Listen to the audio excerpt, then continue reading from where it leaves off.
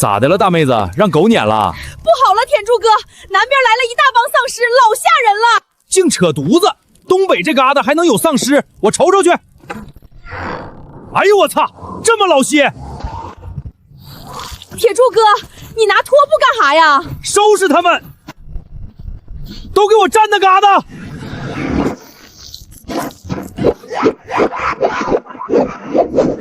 哎呀妈呀，这玩意儿还挺好使！胖丫，快溜！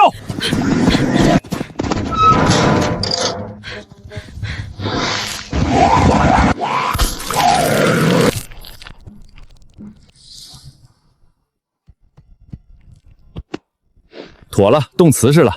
铁柱，我那鸡血咋整？大娘，你挑俩拿回去烧炕吧。就这个吧，这个油大，可愿意着了。整一个，这破电视又卡了。南方多座城市出现不明病毒，感染者会扑人，被袭者也会出现相同症状。哼，扯犊子呢，啥病毒能扑人？咱东北这天儿不都得冻成冰棍儿？南方那帮人就是事儿多。二狗子，你说是不是？哎呀妈呀，关门关门！冷风都给我方便面吹凉了。铁柱，拿2瓶碘伏，再来1转纱布。又来拿药？你那卫生所是开在咱村还是开在兽医站啊？少扯犊子，我跟你说正经事儿。最近村里那些狗不对劲儿。狗咋了？老孙家那条大黄狗2天不吃饭了，就蹲墙角呜呜叫，整整叫了一宿。我今儿去看，那眼神直勾勾的，跟丢了魂似的。二狗子，你干哈呢？叫唤啥？哎呀妈呀，这人喝多了吧？大冬天光膀子，不得冻死啊？不对，你瞅他走路那个样，歪歪扭扭的，胳膊也不摆，跟提线木偶似的。喝多了不就那样吗？我二舅比这还离谱。闭嘴，看他身上。妈呀！关门关门关门！你别过来啊！我扎你了！干哈呢？大冬天光膀子闯人家店儿，你还讲不讲理了？刘大爷，您可来了！这玩意儿是啥呀？这应该就是新闻上说的那个不明病毒感染者。那玩意儿不是在南边吗？咋跑咱东北来了？我哪知道？可他不怕冷扑人，倒了还在走，跟新闻里一模一样。这玩意儿跟长白山里的熊不一样，熊倒了就是倒了，他这是没完。那咋整？先别慌，走，去村长家。咋瞅着刘大爷比这玩意儿还吓人呢？村口来个不明感染者，光胡子不怕冷，倒了还在走。这事儿怕是真没电视里说的那么简单。都别吵吵了，一个一个说。村长，那到底是啥玩意儿？大冬天光膀子在外头走，精神有毛病？不是精神有毛病，他瞳孔变了，皮肤体温还特别低，根本不是正常人。感染者就是电视上说的那个？对，被那玩意儿扑到的人也会变成那样。村长，我昨晚在村口瞅了，外头少说有20-30个，一直往咱村这边靠。20-30个，天黑看不清，但二狗子一直叫，那狗鼻子灵得很，错不了。先堵大门，村口就一条路，两边全是雪沟子，把那条路堵上，他们一时半会儿进不来。对呀，堵路。铁柱，你那儿有沙袋没有？沙袋没有，但我有20袋水泥，还有一堆铁管子，叫上几个人，一天能整出道路障。整一个，就这么办。铁柱，你带人堵村口。翠花，你统计村里多少人、多少粮食、多少药。我干啥？你带着广场舞那帮老姐妹巡逻，有啥情况赶紧喊人。放心吧，我张秀兰带的队伍执行力杠杠的，巡个楼算啥呀？刘大爷，您经验多，那玩意儿到底咋对付？打这玩意儿跟打熊一个道理，打身子没用，脑袋是关键，把脑袋收拾了，它就彻底不动了。打头，明白了。被抓伤、挠伤必须马上处理伤口，碘伏、酒精都行。万一被扑到，那个，我有个问题，这玩意儿能吃不？胖丫啊，这个问题嘛，我就问问，那东西硬邦邦的，跟冻肉似的，炖一炖是不是就软了？放点酸菜、粉条、宽豆角，再整几片五花肉。停！胖丫，你先别琢磨吃了，这是人命关天的事儿。我又没说现在吃，就是提前做个菜谱规划嘛。这丫头天塌下来都得先吃饱了再说。铁柱带人堵路，刘大爷教大家咋对付，张秀兰组织巡逻队，翠花管药和伤员，老李头清点粮食，胖丫负责给大家做饭。做饭我在行，铁锅炖大鹅、小鸡炖蘑菇、酸菜白肉、血肠。血肠先别做了，太费那啥，走堵村口去。铁柱哥，你说这路障能顶用吧？顶不顶用也得整，总不能啥也不干，等那些玩意儿进村吧？行，暂时够用了，等明天再加固一层。不对劲儿，这哪是20-30个？这是一大片啊！啊，这么老些？赶紧叫人，铁管沙袋都搬过来，今晚必须再加一层。今晚上谁都别想消停了，都加把劲儿！天黑以前把第2道障碍给我立起来。这鬼天气比去年还冷，这哪是走啊，跟蜗牛爬似的。哎呀妈呀，全冻住了，比县城冰灯展还整齐。二狗子，你快来看，这啥玩意儿？哎呀，这造型还挺别致，张姐，这个比你上回跳舞那造型还好。那是摄影师没揣拍好，我那造型可比他自然多了。表面零下19度，体温跟外头差不多，肌肉全冻住了，所以才站着不动。那是不是说，只要天够冷，他们就动不了？理论上是，但他们未必是真没了，可能只是冻住。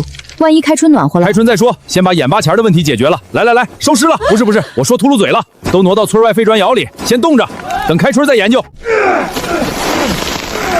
铁柱哥，这个也太沉了，你那叫沉，我这俩叠一块才叫沉。刘大爷，您这车不超载呀？超啥载？这玩意儿又不压正，我看看化了以后啥样。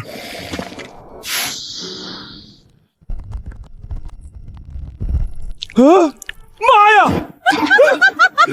这造型比我跳舞还好看。大壮，你这照片没准能火。别，这玩意儿发出去不得给我抓起来啊！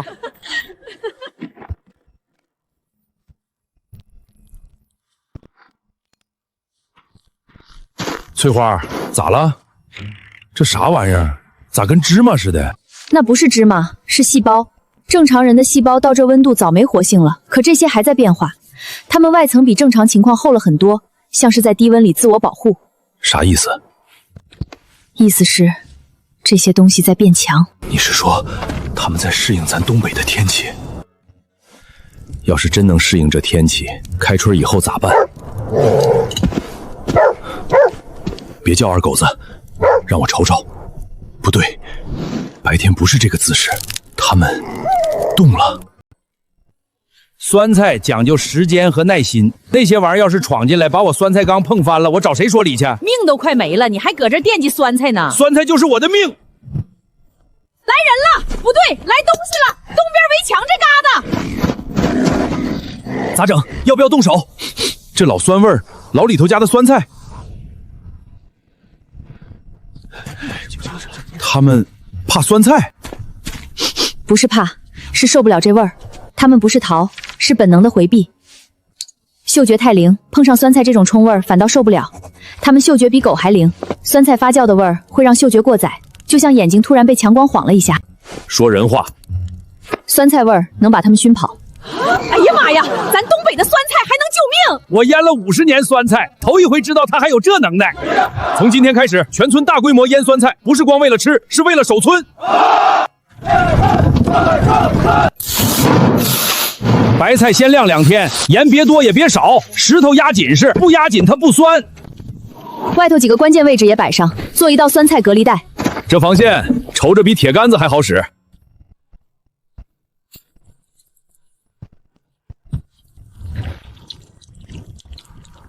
我的酸菜呀！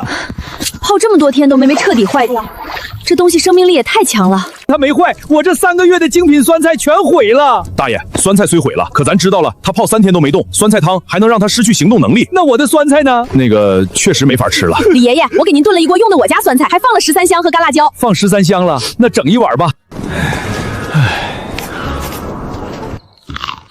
翠花，你说这日子能一直这么过下去不？谁知道呢？先把眼巴前的日子过好再说。放着也是放着，搁村口当警报，老远就能听着。姐妹们，咱都3天没跳舞了，我这骨头缝都痒痒，可不是嘛，我这膝盖都不得劲儿了。那整一个，他们都冻住了，咱活动筋骨，顺便也算巡逻。张婶儿，你们干哈呢？大半夜放啥音乐？跳舞，巡逻累了，活动活动咋了？我是不是冻出幻觉了？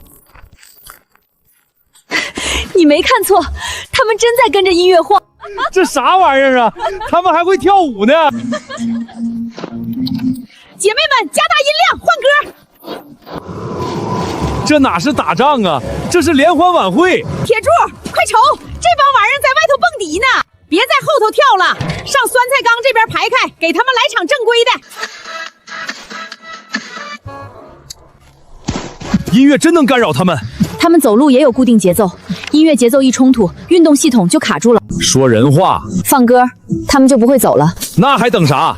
张婶儿，音响别停，24小时放。放心，电池能顶3天，我家还有太阳能板，出太阳就能充。以后谁再说广场舞扰民，我跟谁急？广场舞这是能救命。这老太太要和和平年月，能当文化局局长。她要真当局长，全省都得跟着跳广场舞，那不也挺好吗？有酸菜，有音响，再加上这嘎嘎冷的天儿，末日也没那么难嘛。这是人生。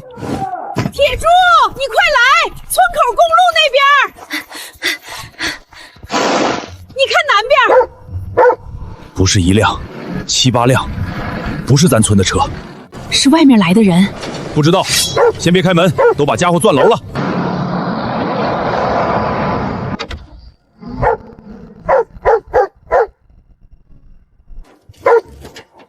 形势早晚得化，光靠路障不够，得有个趁手的家伙。二狗子，你不懂，这玩意儿它得升级，今天就整成东北第1战车。大清早叮当五四干哈呢？你上回修完直接把拖拉机开沟里去了。那是刹车片的事儿，这回我整大项目。铁柱1号，你咋不叫铁柱宇宙飞船呢？铁柱，你大清早拿我电焊器干哈？改拖拉机防行尸，整一个能横推的家伙。早该整了，我年轻时开推土机，那家伙一推一大片。你小子回来，我还没说完呢。故事我听800遍了，机器先借我使使。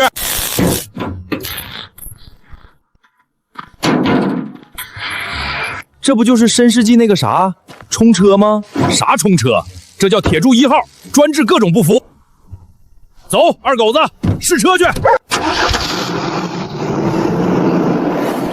来吧，让你们见识见识东北科技，哈哈，得劲儿！铁柱1号所向披靡，铁柱1号天下无敌！哎呀妈呀！铁柱你个兔崽子，差点把我祖传酸菜缸撞了！李叔，刹车冻住了，真不是故意的。李叔，你瞅，酸菜汤好像能收拾这些东西。这不像腐蚀，是他身子里的冰晶跟酸菜汤起反应了，他身体里的水冻完不对劲儿，结晶像雪花，可又不是正常冰。这结晶像我年轻在长白山山洞里见过的一种矿石。矿石？那玩意儿现在搁哪儿呢？我先拿回去瞅瞅。修拖拉机的也得与时俱进，不是？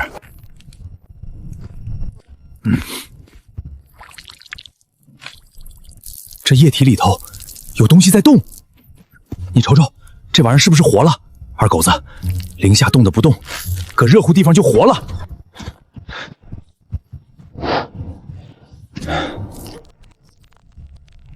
冻上就老实了，可这到底是个啥呢？那队车又亮灯了，样本刚活，车队就有动静。走，去村口瞅瞅。来了几辆车？5辆，那不得有20来口人，咱粮食够不够分呢？你好，我是孙丽娜，我们从京城来，希望跟你们建立合作关系。合作？啥合作？我们负责过安全区建设和管理，现在计划在这里建立正式安全区，需要你们配合。先别，这嘎早就是安全区了，行人挨到几个里来的？哪来？路上被追过没？有人受伤没？一共17个人从京城出发，走了12天，路上遇到过情况，有2个人受了轻伤。遇着那些玩意儿咋处理的？用工具放倒了几个，不多。瞅着是累够呛，精神头还在，不像被感染的。行，先进村，但丑画拳头，在我们村就得守我们村的规矩。什么规矩？第一，不准嫌弃酸菜味儿；第二，不准说广场舞吵；第三，铁柱，你扯啥呢？别搁这吓唬人家。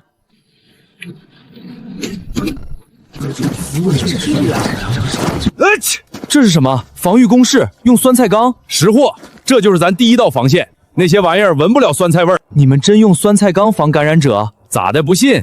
他们一闻这味儿就绕道，冻住的也全搁附近。这不科学，兄弟。零下28度就是最大的科学。手机、电脑不好使，酸菜缸好使。这就是东北的智慧。孙女士，你们先坐，我让人烧点热水。谢谢。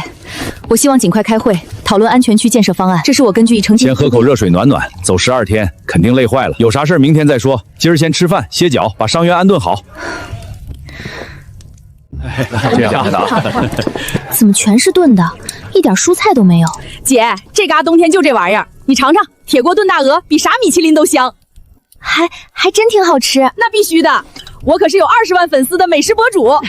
没胃口，你看看无线电频率，想办法联系省城。孙总，这连手机信号都没有，无线电也不好弄啊。所以才让你想办法，你是程序员，应该能解决。他领头那女的不好相处，一股子我是领导的劲儿。上头肯定有东西，不想让咱看，先观察观察。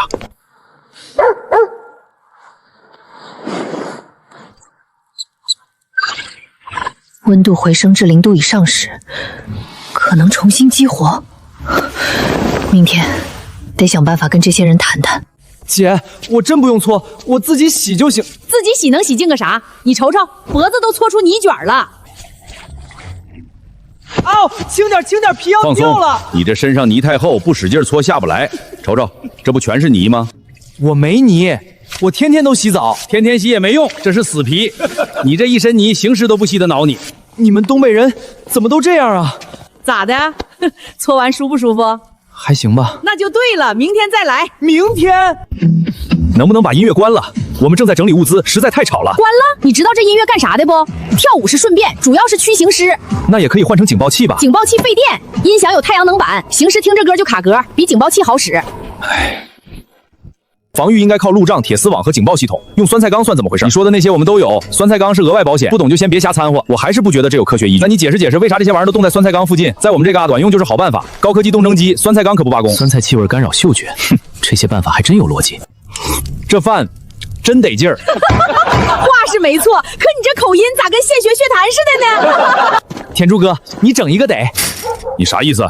瞧不起我？不是，我绝对没那个意思。行了，你那东北话四不像，还是说普通话吧。这真的能吃吗？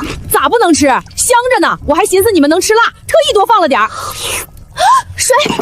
这根本不是辣，这是武器。武器正好端村口对付行尸去。这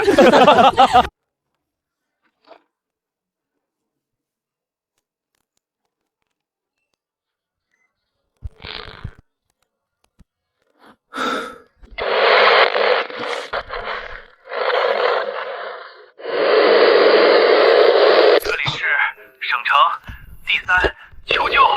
有人吗？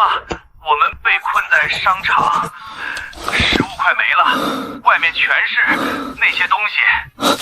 得告诉铁柱。铁柱哥，有事儿，无线电修好了，刚收到一段求救信号，断断续续的，像是省城那边传来的。这里是省城D3，求救！铁柱哥，我觉得咱们该跟孙总他们坐下来好好谈谈了。行，你去通知他，明天上午村委会。行了，都别扯犊子了，有啥说啥，你们想咋整？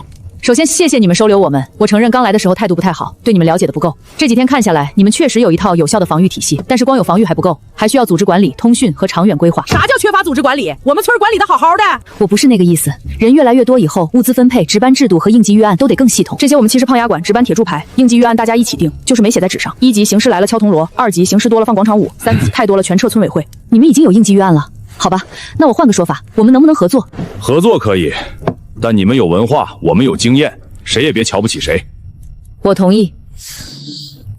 那就说说具体咋分。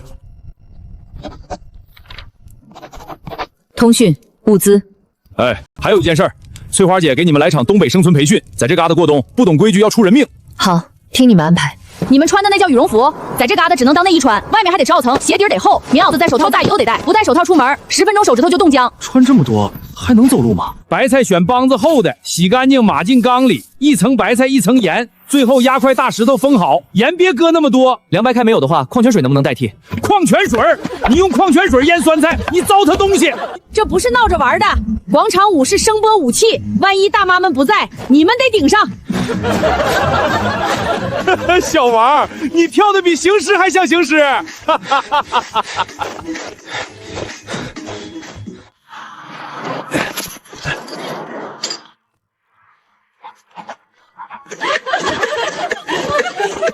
这些东北人确实有2把刷子。这套办法确实不能小看。据多方确认，北纬45度以北区域由于持续活动基本停止。看见没？我就说这嘎达最安全，行尸来了都得冻成冰棍。是，这条消息后面还有一句：气象部门预测，今年可能出现异常升温，部分地区温度可能回升至0度以上。0度以上，那冻住的行尸。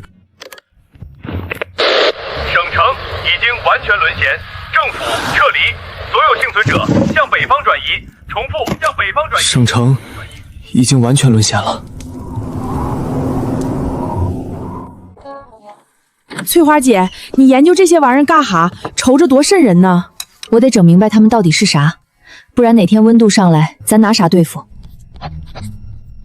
这不像自然冻上的，更像是被设计过的。有情况。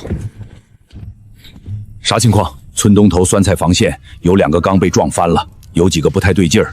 他们没往酸菜缸上撞，是绕开了。他们专门往村北走，那段防线最薄，只有3口缸。你是说，他们知道酸菜缸在哪儿，故意绕过去的？这玩意儿还能学聪明？那不跟猎犬似的了吗？不怕行尸变聪明，就怕行尸有文化。别搁屋里猜了，走去看看。在这儿拐弯，绕过第1口，又拐一次，绕过第2口，最后从缝里穿过去。连续绕开2口缸，这不可能是碰巧。不是所有行尸，只有3、4组痕迹不一样，他们确实在判断路线。而且他们不是各走各的，全都奔一个方向去了。你是说，他们可能是被什么东西引导的？这些聪明行尸会绕路。铁柱1号光有铲板和栅栏，不够用了。比如加什么？把张婶的音响装车顶，走到哪儿想到哪儿，他们想绕也躲不开。好主意！我那音响功率老大了，装车顶能3里地。车前再加一层钢丝绳网，酸菜缸能绕一整面网，他们绕不过去。这么大一面网，村里的钢丝绳够用吗？废品站还能翻出点，不够就去镇上，那边建筑工地应该有钢丝绳。镇上现在是什么情况？不知道，半个月前去时，镇上已经没啥活人了，但想找材料，可能还得走一趟。我跟你去。行，明天一早出发。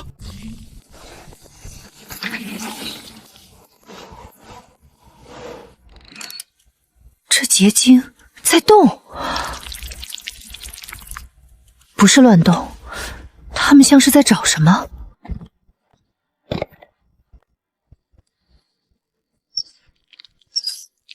不是个别现象，所有行尸体内都有这种东西。温度低，它们就休眠；温度一上来，它们还会再活。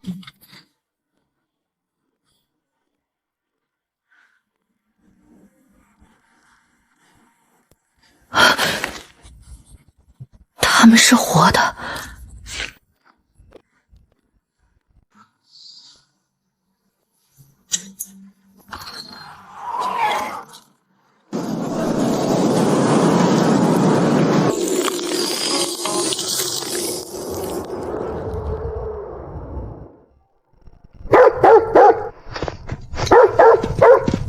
东边，二狗子叫的方向不对，不是零散路过，是成群的。少说5、60个，酸菜缸摆在东边，他们咋还从这儿来了？妈的，聪明了，这帮玩意儿真学会绕路了。铁柱，是不是来了？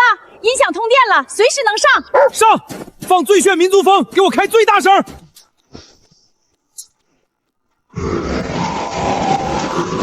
音乐压不住，这批结晶更大，跟之前那些不一样。大爷，您悠着点儿。好准头！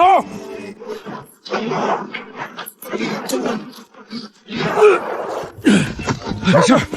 啥没事儿？伤口不处理感染了咋整？你老实待着。赵铁柱，现在怎么办？还能咋办？干就完了，都退墙后头去。翠花，柴油瓶准备好。张婶儿，音乐别停，换小苹果。得，今儿个是来硬的了。他们会躲光了。翠花，左边3个，漂亮！妈的，林子里咋还有上百个？铁柱，后面有几个绕过去了。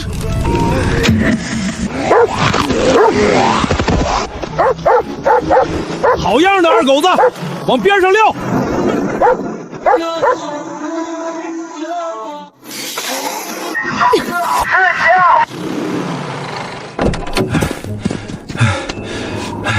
这手必须养着，那老玩意儿也不能再用了，都故障成这样了。您可拉倒吧，大冷天手都冻僵了，还拉啥弓？你们以前经常遇到这种情况？经常，今儿算多的，平常来10来个，二狗子一叫，我出去抡2扳手就完事儿了。他们能活到现在，靠的从来不是运气。老李头，睡了没？咱酸菜缸还剩多少口？大半夜吵吵把火的问酸菜缸干哈？东边防线得加码，明早把大缸全搬过去，空缸也灌水冻上，一样当路障。行，明天一早我就弄，让小王联系隔壁村，他们能绕过咱，也赶紧通知他们，告诉他们缸越大越好，摆得越密越好，再整套广场舞音响，能拖一会儿是一会儿。我去找小王。别蹭了，一身味儿。今晚立功了，明天给你加个鸡腿儿。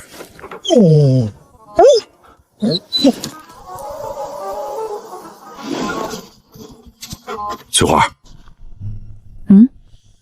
今晚倒下这些，你再看看，就是你说结晶里有丝状物的那种。大半夜的，现在就看？就现在，有几个个头更大，跑得更快，跟之前那些完全不一样。他们好像在指挥。忙着呢，别磨叽。这小子在里头叮叮当当的，跟打铁似的。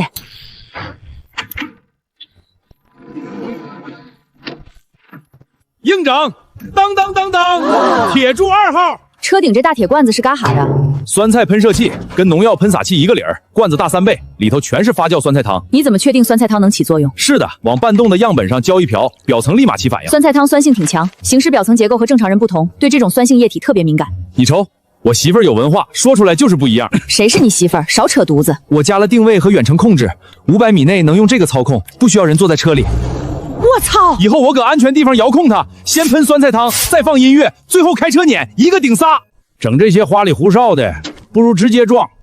直接撞费油还伤车，先远处喷他们，省油省车也省人。那啥，是车不？是。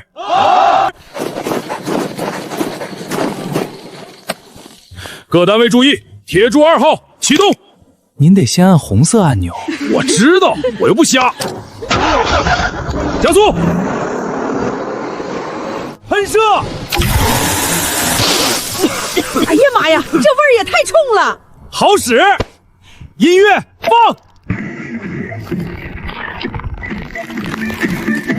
他们是在跳舞？他们真跳上广场舞了！得，这功能没设计上啊，可能是音乐频率跟体内结晶产生共振，不是主动跳，是身体失控了。以后先喷酸菜汤，再放音乐，等他们站那儿晃，我开车直接推过去。你注意没？刚才喷酸菜汤时，桥口动了一下。再降到零下35度，喷射器就得彻底冻住。加热得用电，村里发电机不够，车上这个也带不动。找老李头，他大冬天腌酸菜，缸从来不动。李叔，您这酸菜缸冬天不动，到底有啥窍门？缸填厚，酸菜发酵还产热，外头再裹层稻草，自然不容易动。铁管泛热快，得缝厚点，让那点热乎酸菜气儿养着管子。李叔，您可真是我贵人，明儿搬缸算我一个。还有一场大的要来。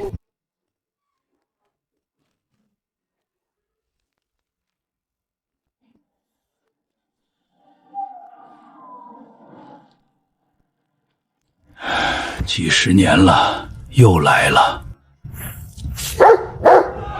又来了，不是行尸，全是活人。兄弟，你们这还收人不？我们从省城来的，走6天了。别跪，大过年的，先进来，有话尊再说。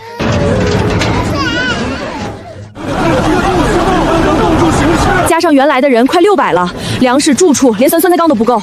小庙装不下这么多和尚，也不能让搁外面冻着，先安顿再说。人多的管理交给我，我带过600人的项目，登记、分类和安置我来做。行，你管人，我管那些东西，分工。目前总人口573人，其中青壮年211，老人97，儿童83。按现在的消耗速度，粮食是最多只能撑20天。20天就分3波，一波去县城留村里找粮，一波修围墙加强防御。找粮我带队，种地胖丫负责，防御刘老爷盯着。孙丽娜，你管后勤分配。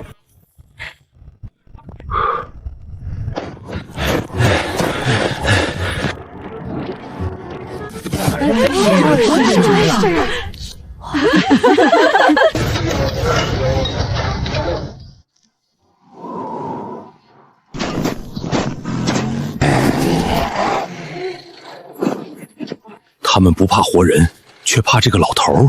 西边没音乐也没酸菜，他们却躲着他。我去跟他聊聊。你以前研究过这些东西？这是啥？母体。母体？所有形式的源头。普通形式没意识，聪明的也不是自己进化，是母体在指挥。你在哪儿见过母体？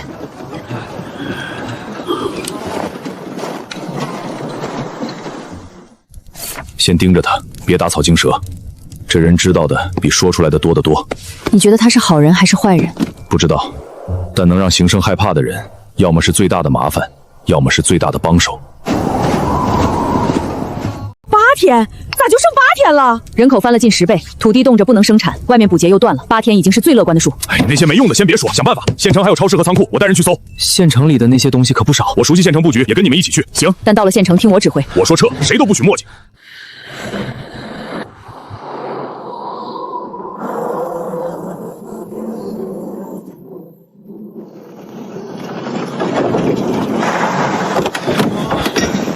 别看了，干活。这是啥？哎呀妈呀，咋又是酸菜方便面？别小瞧到卫生纸，末世里这是硬通货，比大米都招人稀罕。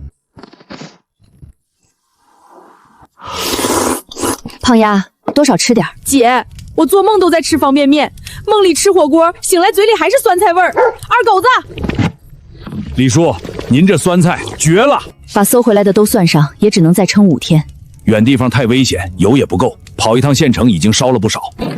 铁柱哥，你跟我来趟仓库，我在角落发现个东西。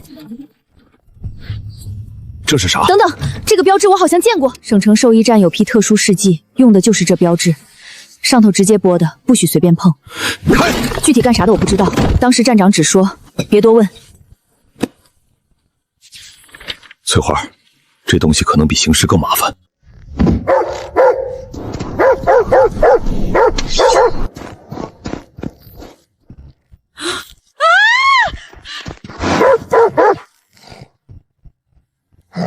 翠花，你快来瞅瞅！他咋不动手？你瞅他眼睛，普通行尸瞳孔都散了，这个还有。他好像在模仿咱们。苹果和小苹果，他在跳广场舞。把它处理掉。能模仿人类的行尸，比普通行尸危险得多。你虎啊！别再往前了。你叫啥？整一个。他说的是整一个，我天天挂嘴边，他搁旁边学会了。嘎哈呢？他会说东北话。他现在不攻击，不代表以后不会。你无法保证他不会伤人。他没伤人，凭啥处理？在东北，不说谎不害人，就是自己人。他学会东北话，那就是半个东北人。先留下观察。再说他广场舞跳的都比小王好。我膝盖不太好。那给他起个名呗，总不能一直叫他啊。来路不明，不按套路出牌，就叫老六。节奏感还行，就是胳膊腿儿不太听使唤。得劲儿。顺序都整反了，不过比我孙子勤快。哎呀妈呀，扯犊子！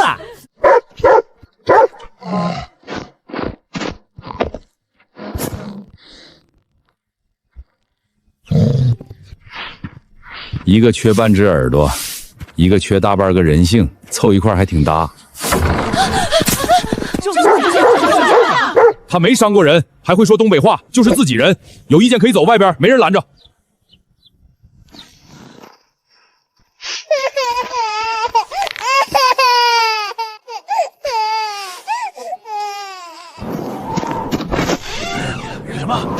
他不只是在模仿，他会根据结果改动作，开始理解这些行为是干啥的。他在真正的学习。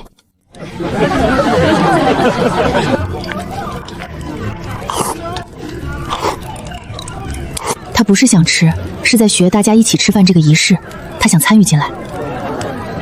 他是不是还留着点人的意识？你看老六，你看他眼睛，他好像有了某种情绪。老六，你干啥呢？白菜种白菜地，土豆种土豆地，说多少回了，咋还记不住呢？行了行了，你别跟着帮倒忙，你俩一个比那个虎。你跟一个回头行商较啥劲？人家能帮你干活就不错了。翠花，你给瞅瞅，老六咋一天比一天像正常人了？瞳孔比上礼拜恢复的更多，他还会出汗了，这是自主神经在恢复，好坏现在说不准，但绝对稀罕。搁以前，老六这情况够写10篇论文了。他咋还搁地里干活呢？铁柱，你可看住了，别哪天又犯了。谁给老六送的饭？什么饭？我不知道你在说什么。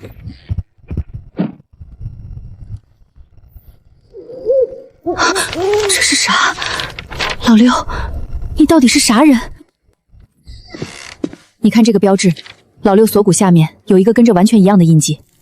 你说啥？这事先别跟别人说。老六可能跟东北计划有关系，但他自己未必记得。明天找老周头问问，他肯定知道点啥。小王，这屏幕上一蹦一蹦的是啥玩意儿？接到一个编码信号，不是常见波度，每隔4小时重复一遍，内容完全相同。找到了，信号源在长白山深处，一个废弃基地，内容还没全破译，但能确定他在发送行动指令。上回夜袭很可能就是他触发的。你是说那些聪明形式都听着信号的？不是完全控制，更瞎信号，他们可能变回普通形式，但咱得先找到发射源。那旮瘩冬天零下40多度，夏天都能下暴雪，以前还有禁区，邪性的很。我去，直线300多公里，路况和感染者数量全部清楚。现在过去太冒险，不去更危险。上回夜袭差点要命，再来几回谁扛得住？得把源头整明白。基地要真跟病毒和结晶有关，查清来源对所有人都有用。长白山，老周头，您知道这个基地？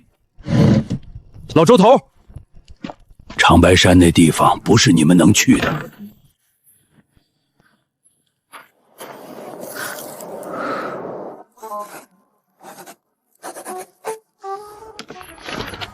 老周头知道长白山，不只是知道，他去过。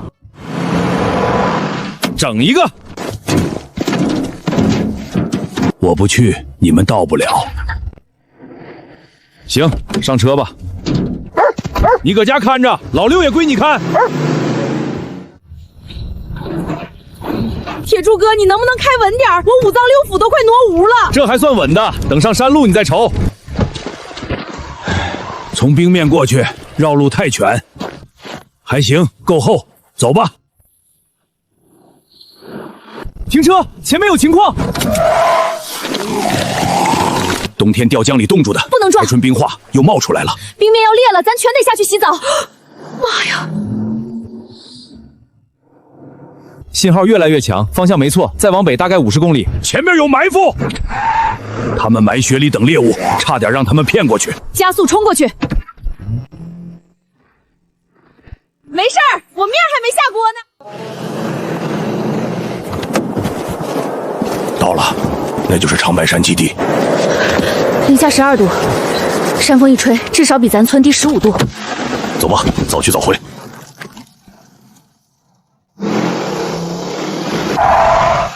前头过不去了，下车走吧，还有2公里左右。你进基地还背锅干哈？探险还是野炊呀？万一要做饭呢？有啥冲突吗？我的天，这儿温度更低，火星被压住了，他们走不远，就一直留在基地附近。现在，快走！这边。小王，找信号源。信号特别强，就在这栋楼地下。你们先走，我看看这里。常温下活性极强，其低温会显著抑制。病毒最早就是从这儿泄露的。秋花姐，你快来！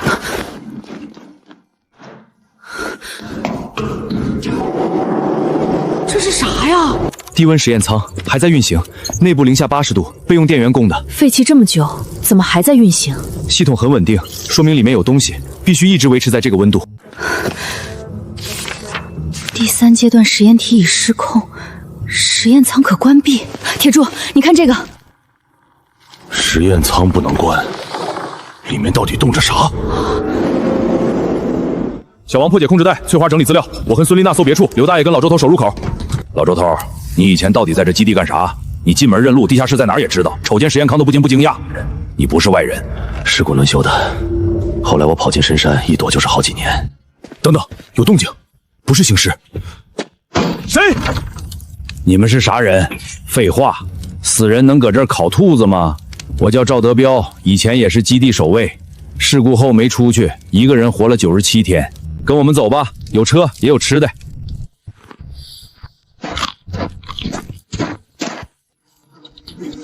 老兵老赵，老周，你还活着？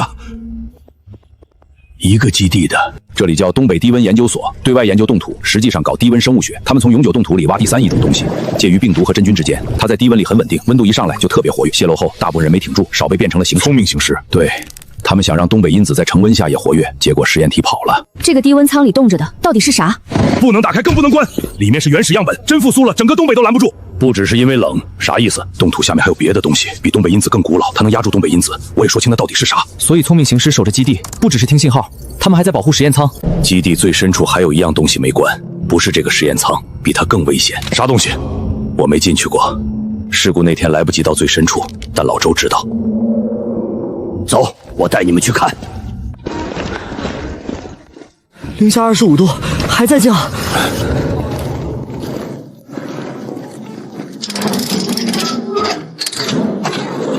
第3阶段档案室，实验数据都在这儿。第3阶段是想把东北因子改造成能在极低温下保持活性的生物武器。疯了，所以才变成聪明型人。不只是聪明，有的实验体保留部分意识，能听懂命令，还会主动保护样本。他们一直守在基地，就是为了保护东北因子。翠花姐，你快来看！村里那个箱子的试剂就是这儿生产的，这些全是改造后的东北因子。那我家仓库那个箱子咋跑去的？可能是事故时被带出去的。这些东西绝对不能打开。坏了，复制数据时触发了备用通讯系统，它自动发出一个激活信号。基地外的聪明行深现在知道咱们在里面了。走，原路撤出去。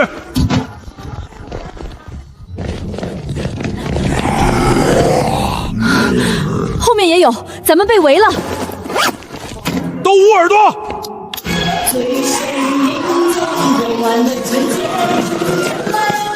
好。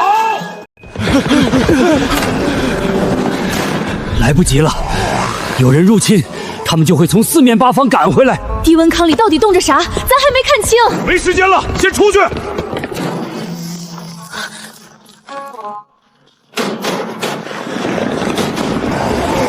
上车，快快！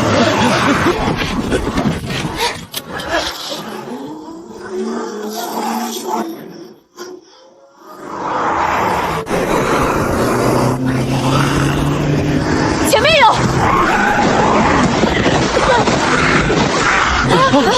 小王，信号还能不能干扰他们？我试试。有效，但持续时间不长，干扰信号功率不够，最多维持几分钟。够了，我们现在加速冲出去！完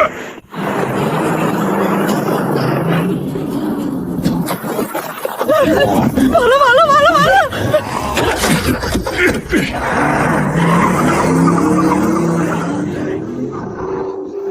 老赵，你能打不？老子当了20年兵，收拾几个这玩意儿还是没问题的。刘大爷，您手行不？废什么话，老猎人的手抖不了。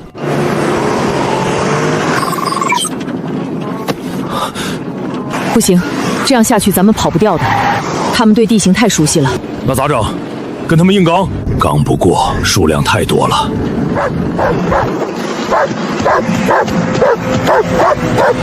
二狗子，老六咋来了？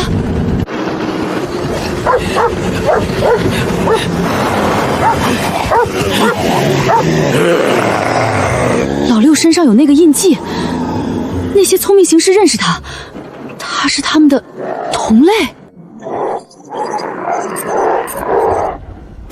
不只是同类，老六身上有跟那个信号类似边的波动，他在用自己的方式干扰他们。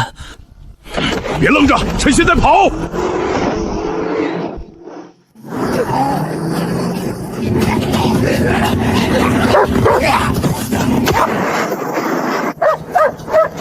老六，快跟上！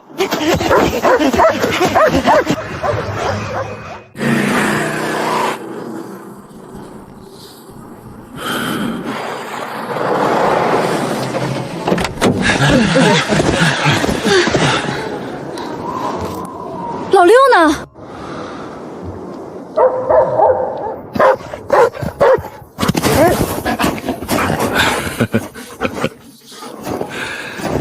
好样的，二狗子，你也是好样的。他身上有第3阶段的印记，他是实验体之一。啥？他不是过山然的普通幸存者，这几天他没有完全变成聪明形丧，而是退化成了这个样子。所以老六才会在农活上慢慢恢复，改造因子在他体内产生了不同的反应。这事儿回去再说，先离开这儿。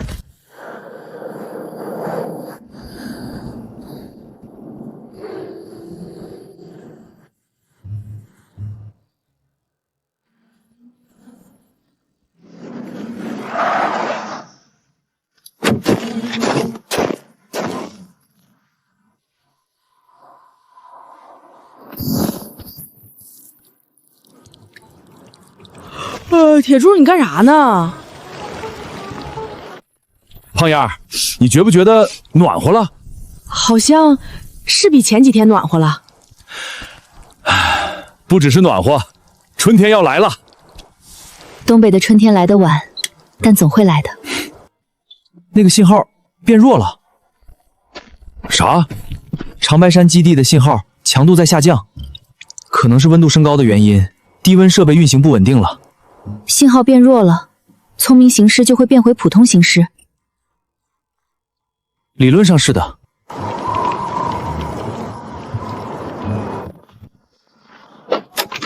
走吧，回家。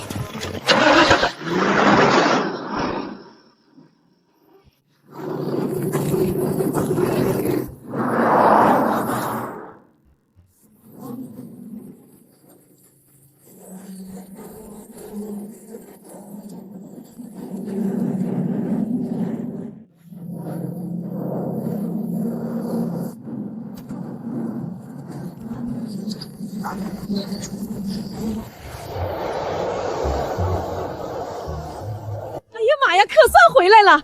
你们这一去就是10来天，我天天搁村口念叨，再不回来我就去长白山找你们了。婶儿，长白山那嘎子您去了就回不来了。那我也得去，活着找不到人，死了也得作伴。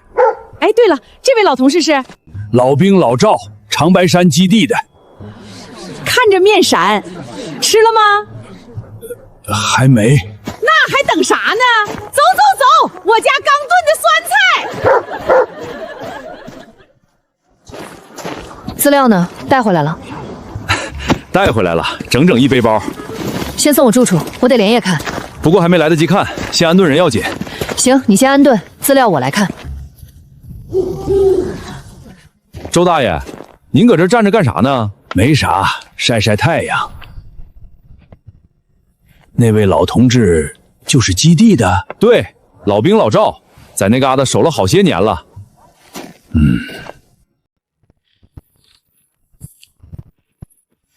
大爷，您先歇着，有啥喊我就行。铁柱，你知不知道那个基地为啥建在长白山？不是说搞科研吗？科研是科研，但那地方最早不是科研基地。那是啥？算了，以后再说。你先去忙吧。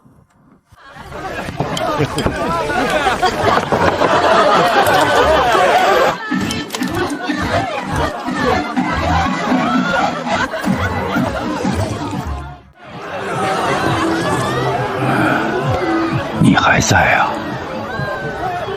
你也是。那东西还在吗？什么都在，什么都没变。老周，你当初就不该走。哼，不走，不走就跟你一样，在那嘎达耗一辈子。至少活着，活着，那也叫活着。这俩老头到底啥关系？以前认识，看这架势不光认识，还认识的挺深。咋了？不是夕阳，太阳早就落山了。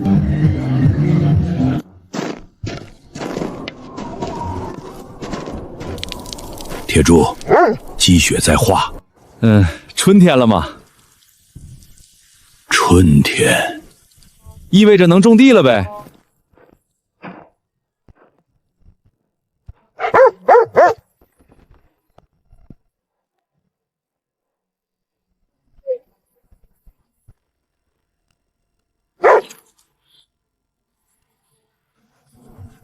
咋回事呢？这是。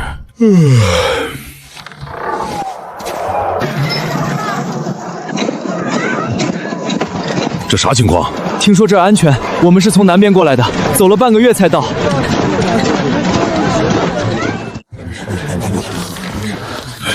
丽娜，这咋回事？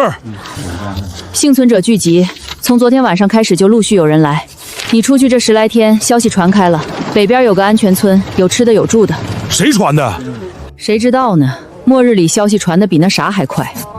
目前登记的有400多人，还有不少在路上。加上原来村里的人，这得奔2000去了。铁柱，家里住不下了，我家已经塞了8个人了，炕上都睡满了。婶儿，您先别急，我能不急吗？老李头把腌酸菜的缸都腾出来让人睡了，说缸里暖和，那可是他祖传的酸菜缸啊。这哪是村子呀，这是小城市了。所以我们需要管理。管理？管啥？管一切，食物分配、住所安排、值班巡逻、卫生防疫。对，就算是末日也得讲卫生。你搁这当市长呢？差不多，没人管就乱套了，你信不信？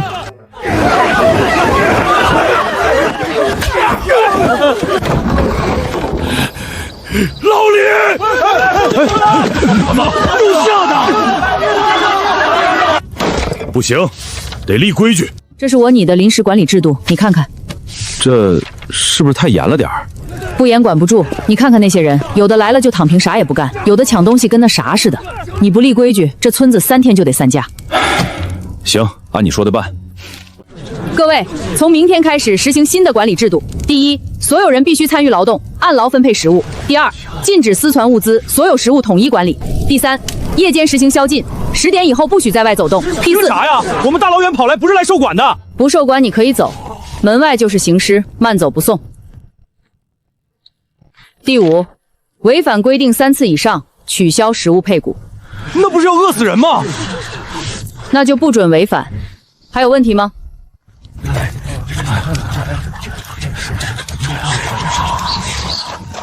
丽娜，有人不服？肯定有。京城分公司刚成立的时候也有人闹事儿，后来该干嘛干嘛，本质上差不多。放心，我有数。让我们撤车。那个姓孙的女人凭啥管我们？她算老几？吃的东西都给她管着，谁知道她有没有多拿？这种话传多了，迟早出事。丽娜，外面有人对你不满。我知道，30%的人有抵触情绪，其中5%的人可能会闹事儿。你咋算出来的？职业习惯。铁柱，你来看看这个。这是啥？不知道，但根据目录显示，这个样本库里存的东西跟这次爆发的病毒关。你的意思是？我的意思是，长白山基地不只是一个研究站，它可能是一个……铁柱，那几个不服管的把粮仓点着了，老大们！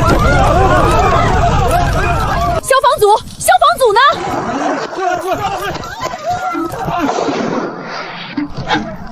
站住！哎呦！把人都抓住！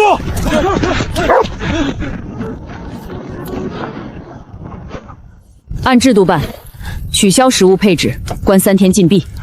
那他们不就饿3天死不了？今天放火，明天就能伤人。末日里最难对付的不是形势，是人。铁柱，你带回来的资料，4号样本库的资料也在里面。是啊，咋了？那个样本库不能打开，为啥？因为里面关着的那个东西不是样本，那是啥？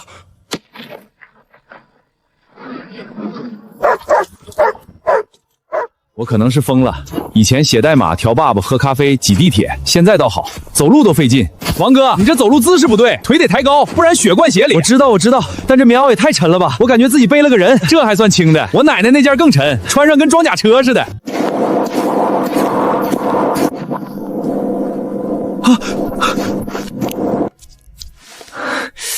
你们南方人就是皮嫩，这要搁我们东北人身上，根本不当回事儿。谢谢翠花姐。小王哥，你看好了，盐要撒匀，不能多不能少。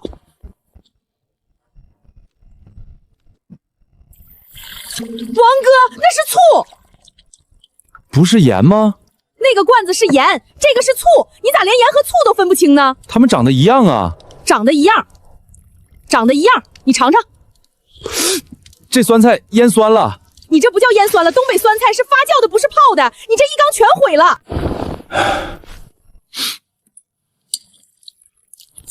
也不是不能用，就是酸了点儿。意外发明醋香型东北酸菜，海城程序员小王友情出品。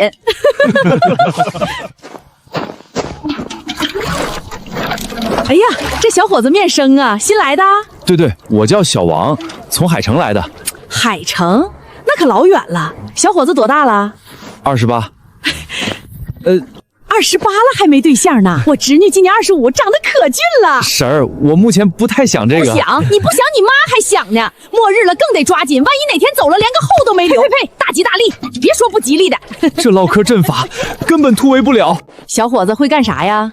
写代码，就是电脑上敲键盘那个。没电了不就白搭了？那你还会干啥？我会做饭。哎，会做饭！走，去食堂帮忙。这锅也太大了。大锅做饭才香。王哥，你炒个菜我看看。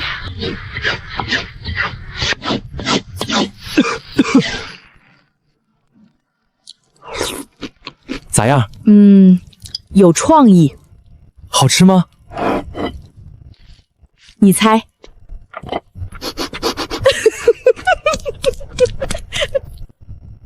连狗都不吃。咋了？想家了？想。我想海城的咖啡，想外卖，想空调，想24小时便利店。玩意儿现在都没了。哎，我知道，但至少海城现在暖和啊，这旮瘩也太冷了。习惯就好。你们南方人来东北，头一个冬天确实难熬，但挺过去了就好了。铁柱哥，你们东北话我好多都听不懂。今天有个大爷跟我说，你搁这整啥呢？我愣了半天。搁这是在这儿，整就是弄，整啥呢？就是弄啥呢？那多没劲啊！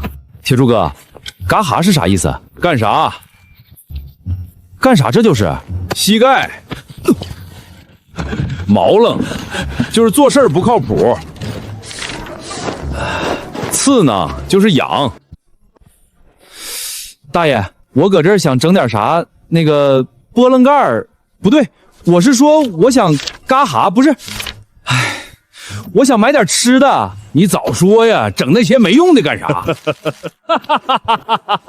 你这说的啥玩意儿？我听了20多年东北话都没听懂。我觉得东北话比 C 加还难学。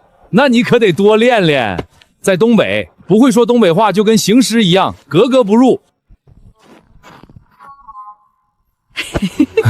你俩唠唠。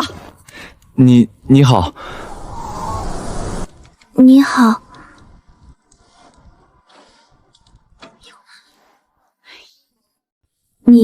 你会修拖拉机不？我是程序员，就是修电脑的。电脑是啥？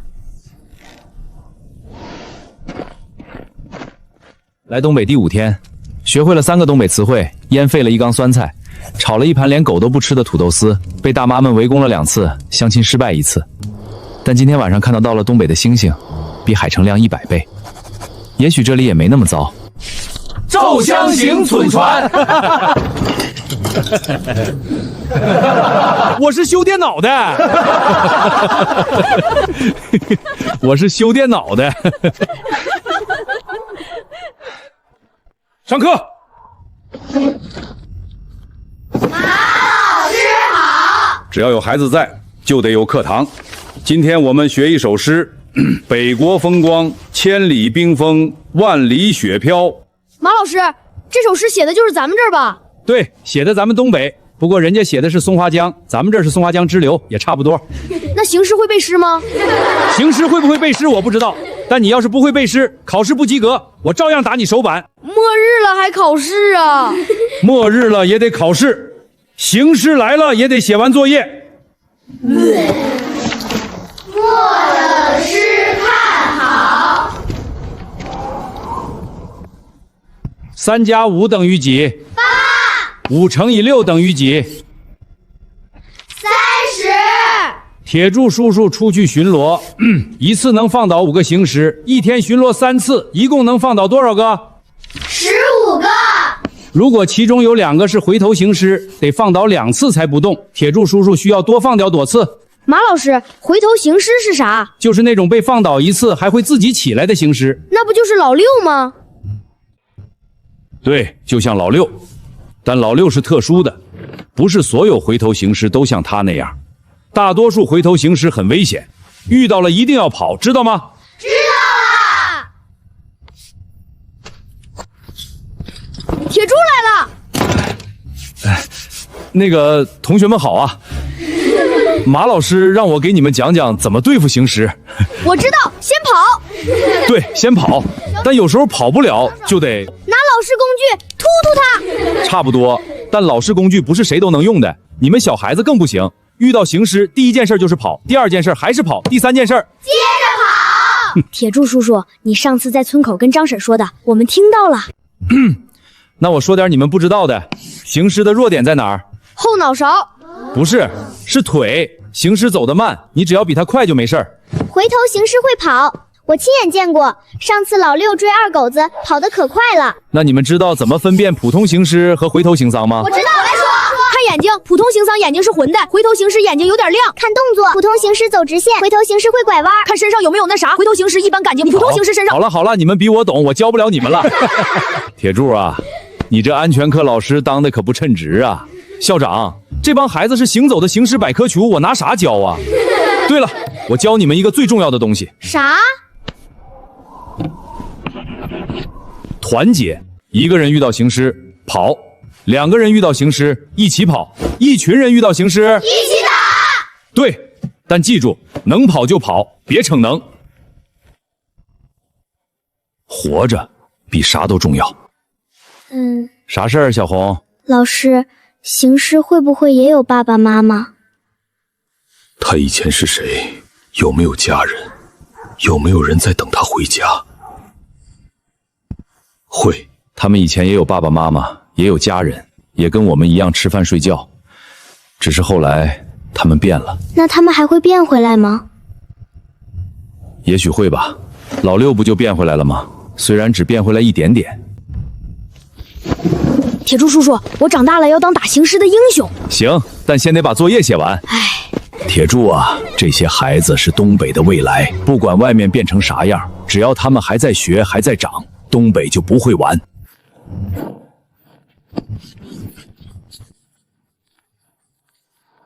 二狗子，这是哪儿来的？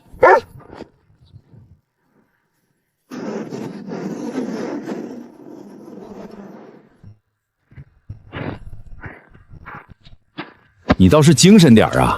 好歹是个看门狗，怂成这样像话吗？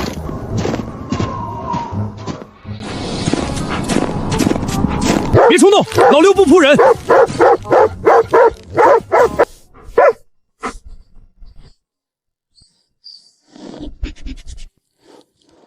整一个。你说老六以前是不是也养过狗？谁知道呢？也许吧。也许他以前有家有狗，有正常的生活。也许记得一点，也许啥都不记得了。但有些东西刻在骨头里，比如怎么摸狗，怎么说东北话。咋了？二狗子在叫，可能有行尸。喂，那边收到了吗？俺是东北那旮瘩的，你们是嘎哈的？兄弟，你是本地人？不是，俺是海城来的，但俺在学东北话。你那口音听着像东北话跟海城话生了个孩子。大哥你好，我是海城来的程序员，现在在东北的一个村子里，请问你们是哪个据点的？哦，普通话啊，我们是省城北边的，你们那边情况咋样？还行，就是人越来越多，管不过来。正常，哪儿都一样。对了，你们那儿有吃的吗？我们这边快断了点。有是有，但也不多了。你们那边有没有注意到长白山最近有啥异常？晚上有时候会亮红光，你们看到了吗？看到了。小心点儿，我们这边有人从长白山方向过来的，说那边不太对劲儿。怎么对劲儿？他说那嘎达的行尸在往山下走。省城北边据点收到，请回答。小刘收到，请回答。长白山的行尸往山下走，那不就是往我们这边来？你这个范蠡的，请下山。行尸往山下走，难怪二狗子最近老朝长白山方向叫。会不会是积雪融化，温度升高以后，行尸的活动范围是不是也会变大？那行尸就更多了。铁柱哥，我有个想法。啥想法？我想编一本东北话速成手册。外面来的幸存者越来越多，好多人听不懂东北话，沟通太费劲。有本手册，大家学起来就快了。行，你整一个吧。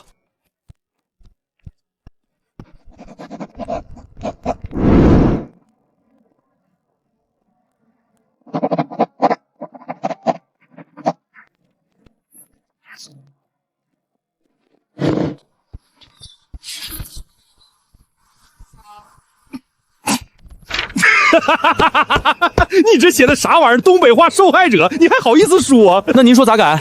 遇到行尸的时候，没人会说那么多话，就2个字儿：快跑！小王哥，这本手册太有用了，我终于知道完犊子是啥意思了。这为什么意思啊？我以为是一种食物。这小子把我们东北话写成了英语教材。省城北边据点，这里是东北安全村，收到请回答。收到，东北安全村，我是省城北边据点的小刘，有啥情况？长白山行尸活动越来越频繁了，而且他们看到了一种没见过的形尸，很大，比普通行尸大2-3倍，走的也不慢。他们管那玩意儿叫……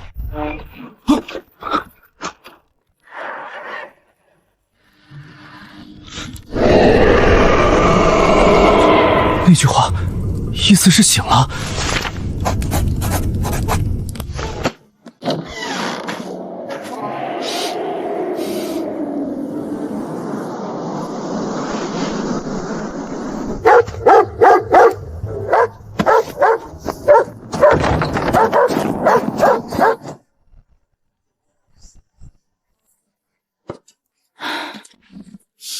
得想辙。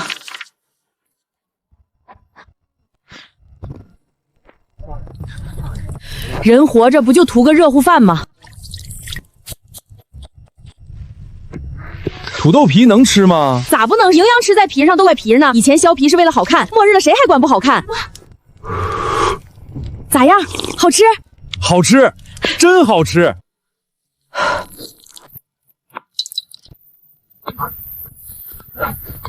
这不就是萝卜丝拌棒子面吗？冻过的萝卜比新鲜萝卜甜，水分冻成冰以后，糖分就浓缩了，有点意思。萝卜的甜味和苞米面的香味混一块儿了。鱼杂烩，这玩意儿干净吗？蒸胸肉藤满满管子头的。胖丫，你这个比我以前在海城吃的日料还好。末日了也得有仪式感，参赛的每人一道菜。我，您是酸菜传承人，整个东北就您最懂吃。老李头上啊！我打分严格，不好吃就是不好吃，别怪我。这不算创新吧？才6分，我这拔丝拔得多好啊！拔丝是好，但地瓜水分太大，不够甜，得用放过一段时间糖分沉淀的。比上一个强点儿，但火候差了，该小火慢炖3个小时，你才炖1个半圆。冻梨汁得自然化冻，不能加热，加热以后味道就变了。打分吧。土豆皮7分，切得不够细。冻萝卜丝炒苞米面7分半，搭配不错，就是油少了，有点干。松花江鱼杂烩8分。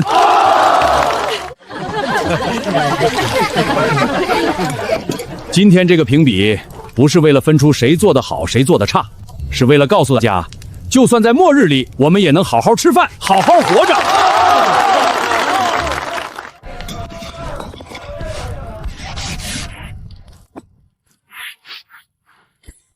诱导剂，诱导啥的呀？这味儿里咋还有行尸身上的气息？要是这个味儿能同时吸引人和行尸，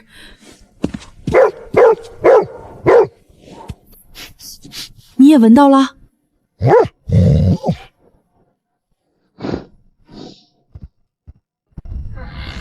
铁柱哥，你看这个。我觉得这个可能跟行尸有关，二狗子闻到这个就害怕。诱导剂？诱导啥？诱导行尸？我觉得是。铁柱哥，你说长白山基地里的那些东西，会不会就是被这个诱导的？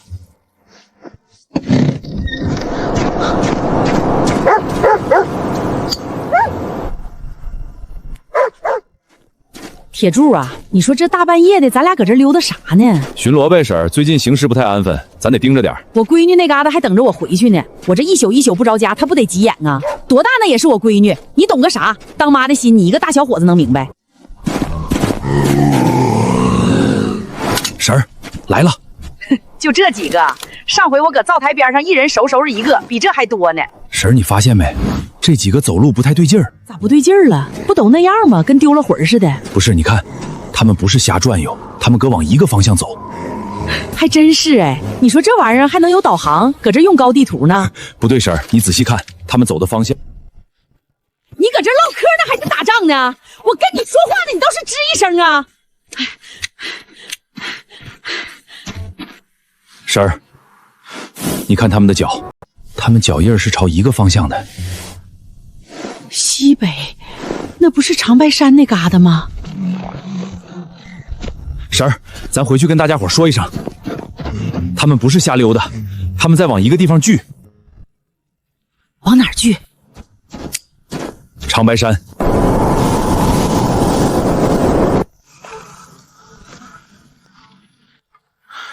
这阵仗还真没见过。翠花啊，你过来，我给你看个宝贝。李叔，我忙着呢，啥宝贝回头再说呗。那可不行，这事儿耽误不得，全村就你能看懂这玩意儿。行，啥玩意儿您拿出来我看看。李叔，您拿酸菜秘方来找我干啥？你先别急，你翻翻。李叔，这上头写的菌种是啥意思？我爷爷那辈儿就传下来的，说这菌种是祖上从长白山里头带回来的，说能去邪。早年间那嘎达闹过一回瘟，全村就我家没事儿，就因为吃了，我爷爷就把这方子记下来了，一代一代腌的酸菜。您这秘方里的菌种跟我在老六样本里发现的结晶体结构有相似的地方，这酸菜坛子里的菌种是不是得放在特定温度下发酵？那必须的，-15度到-5度，多1度不行，少1度也不行。东北冬天长白山结晶体低温活性，这温度是长白山里头天然的条件，换了地儿就腌不出。李叔，我能用您这个方子做实验不？随便用，但是你得给我也腌一坛子，我那坛去年让二狗子打翻了。行，回头我给您腌一坛子。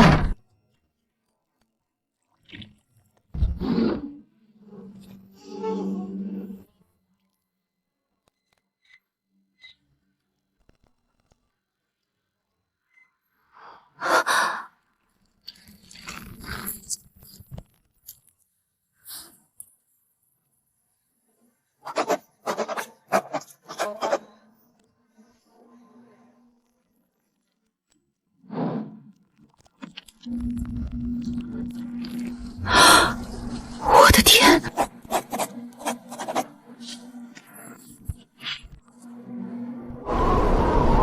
这不是巧合，要是这个邪指的就是行尸身上的东西呢？那长白山里到底还藏着啥秘密？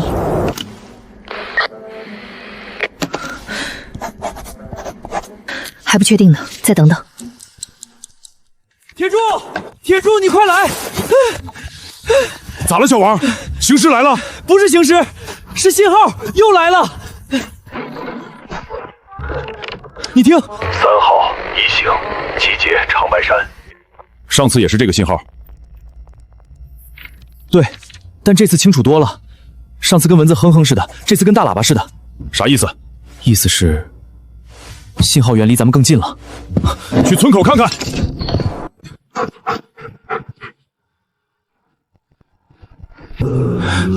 他们搁这排队呢，以前都跟没头苍蝇似的，啥时候这么有组织了？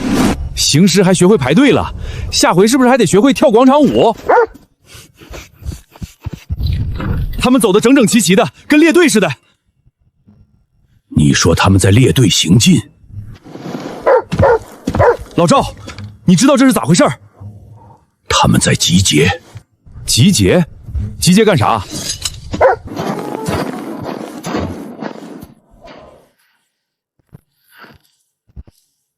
老周，信号又来了，比上次强。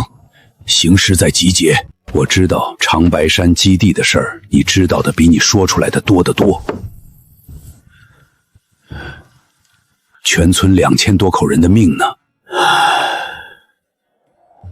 长白山基地，我就是那疙瘩的实验负责人之一。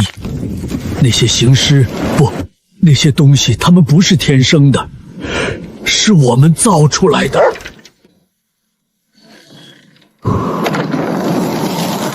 这风不对劲儿。我小时候听我奶说过，50年前有过一回这样的天，那场暴风雪把半个镇子都埋了。所有人注意，暴风雪要来了，各小组按预案行动。诸葛亮，东头老孙家屋顶掀了，先把他家人转移到大队部。老赵，你带人把仓库物资转移，别让那啥泡了。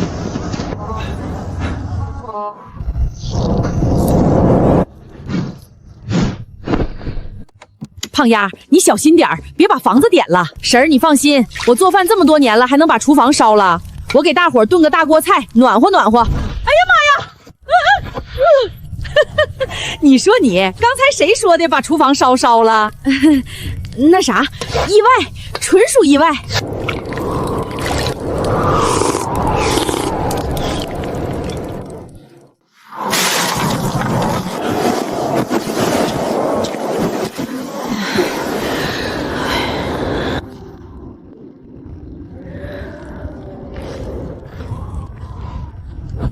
冷不？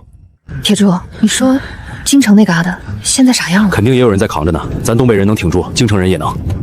我走的时候他们还在省城出差，我打了无数个电话，一个都没接通。咱现在能做的就是想办法跟外界联系。你爸妈肯定没事，省城那么大，肯定有避难的。大锅菜，没糊，真没糊。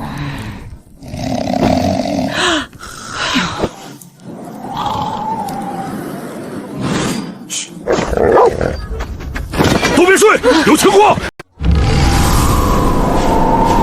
他们来了，所有人准备战斗，把广场舞音响打开。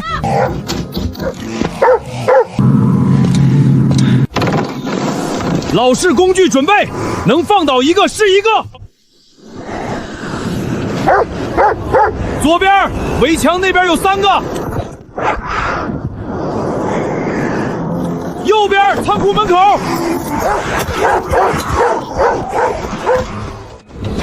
大爷，您手还没少废话。我当年搁北边当民兵，零下40度照样打靶，这点血算个啥？大爷，您这手要是好了还得了？哼，我这叫盲射，懂不？当年在长白山里打猎练出来的。左边来了一批，大概7、8个。右边也有，妈呀，这帮玩意儿真不少！你别搁那看了，过来帮忙堵窗。老周，你知道这些东西的弱点，告诉我。聪明型行尸日有一块没有结晶体覆盖的区域，打中那个位置，他们就彻底不动了。普通的呢？普通形尸得打脑袋，控制重心全在头动了。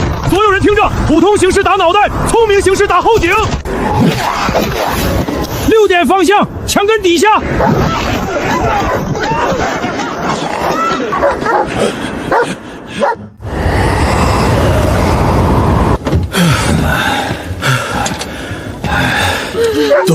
都还活着不？铁柱，咱得清点人数。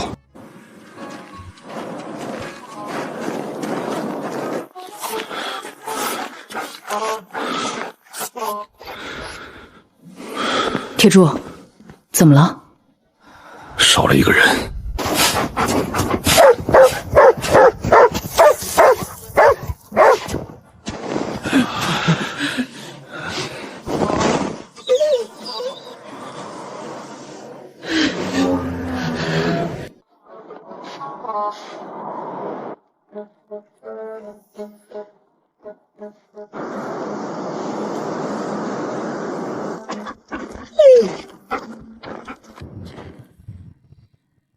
铁柱，赵有福他是为了保护那些粮食。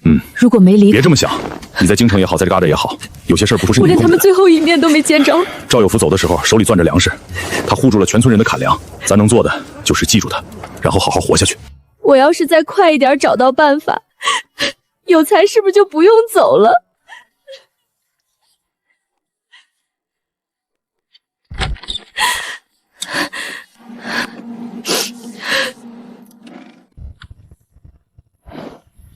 有才啊，你穿暖和点儿，那边冷。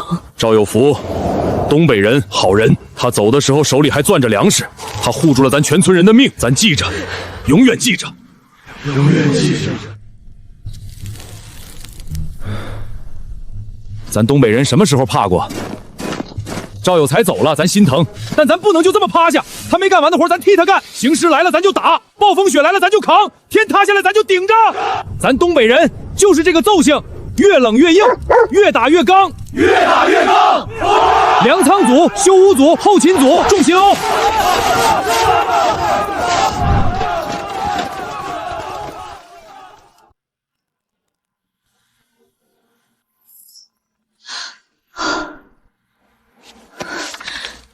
不是相似，是一模一样。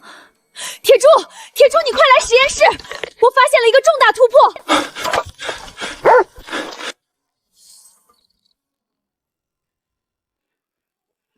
结晶中心种子结构。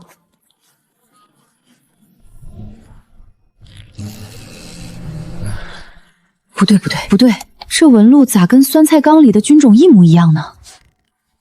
等会儿。要是这玩意儿跟酸菜菌种是一个体系，酸菜的乳酸菌环境不就能抑制它？老李头加酸菜缸。老李头，你那缸里还没有没冻坏的酸菜汤。有是有，咋了？你也要腌酸菜？你给我整一盆来，再给我整2头大蒜。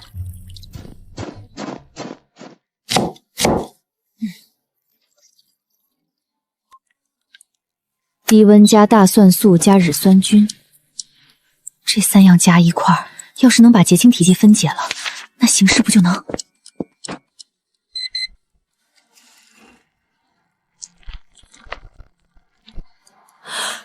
的妈呀！咋了？出啥事儿了？成了，铁柱，成了！酸菜是解药。啥成了？你慢点说，我快让你给勒没气儿了。低温加大蒜素加乳酸菌，能把形尸体内的结体分解掉。结个结体在低温下活性降低了60%，再加上大蒜素和乳酸菌，它的结构正在瓦解。你确定？它们会退化，也许能变回人。那老六呢？他身上那玩意儿能消不？对啊，低温发酵素，赶紧给老六试试。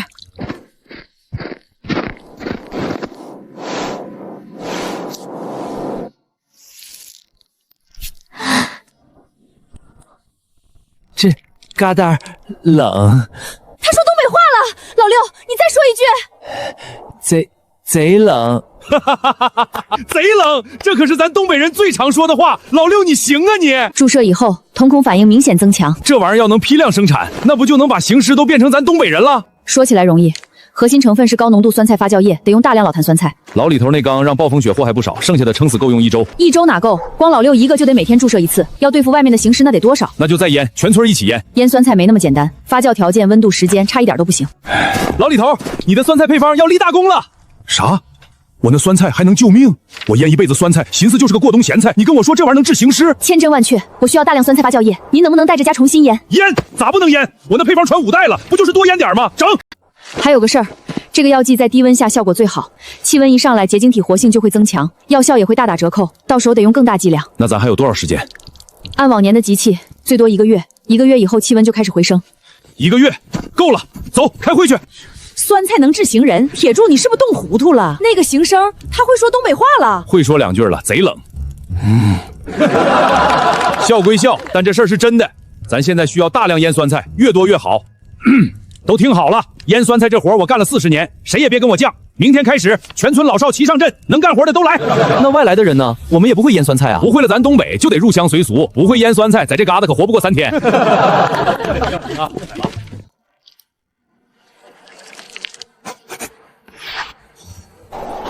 方法找着了，可时间不等人啊！那疙瘩到底咋回事呢？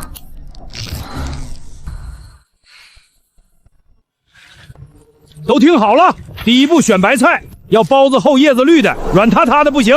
这玩意儿直接放缸里就行了。直接放那叫烂白菜，得先晾晒，把水分晾出去，菜帮子变软了才能腌。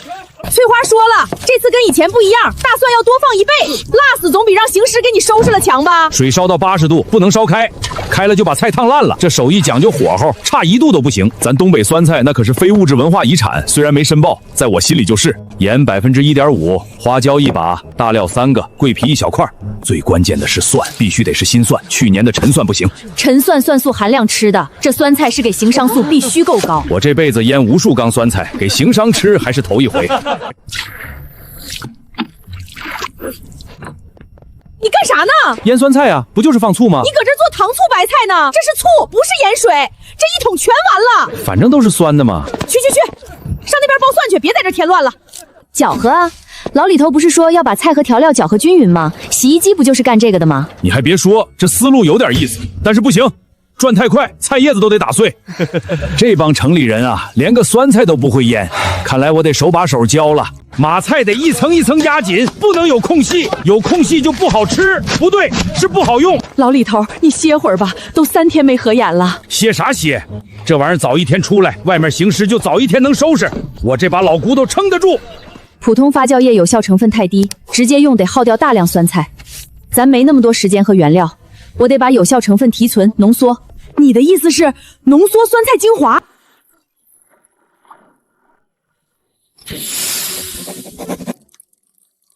唉，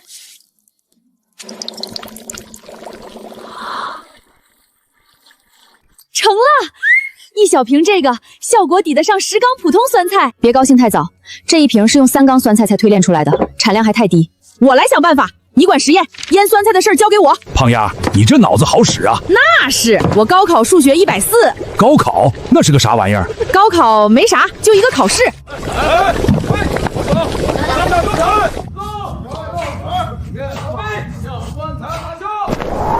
这味儿也太冲了！冲，这叫香，不懂别瞎说。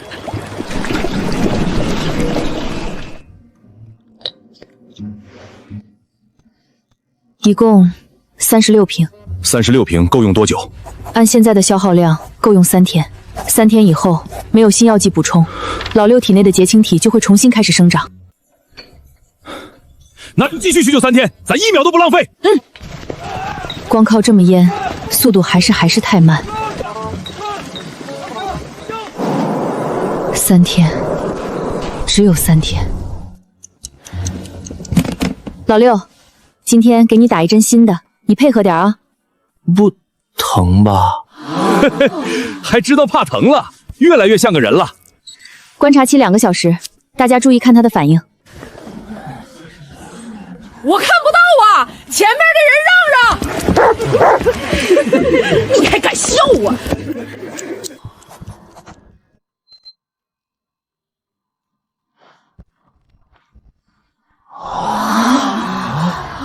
快看，他脸色变了！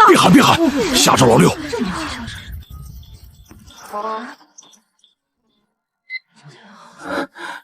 这嘎达真好。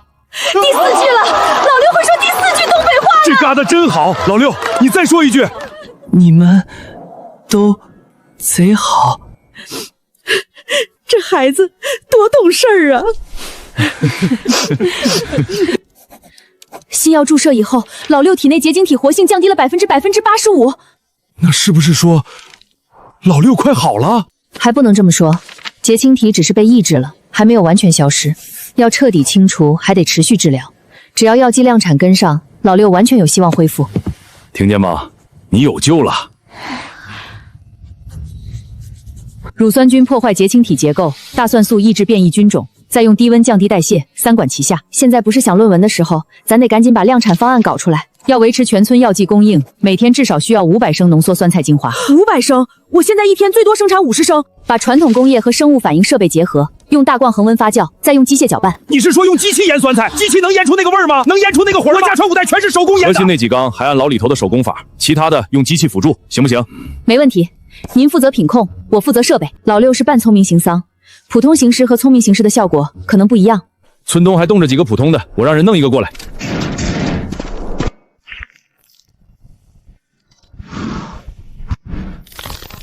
有效。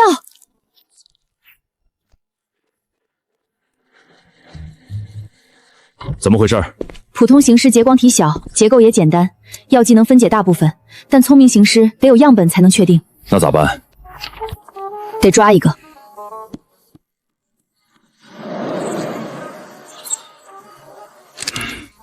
不急，先想办法。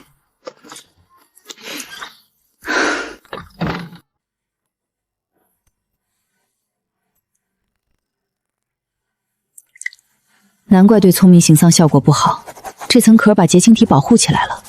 得有一种更强的药剂，能先把这层外壳穿透。那果子叫啥来着？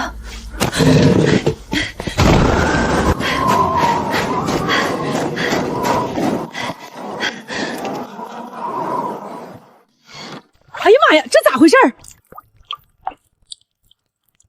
铁柱，铁柱，你快出来！你看，化雪了，开春了。坏了，开春了，这帮玩意儿要醒了。跟着春走，都别慌。开春这事儿咱早就预料到了，现在温度才0上2度，他们不会马上醒，但从现在开始，全村进入最高戒备状态。第一，巡逻队24小时不间断，每2时换一班。第二，所有酸菜药剂装瓶备用，巡逻队每人随身携带。跳多长时间？24小时。啥？24小时？铁柱你疯了吧？我这老胳膊老腿的。音响对行丧有干扰作用，这是咱现在最有效的非接触防御。给你安排轮班，跳8小时，歇8小时。那还差不多。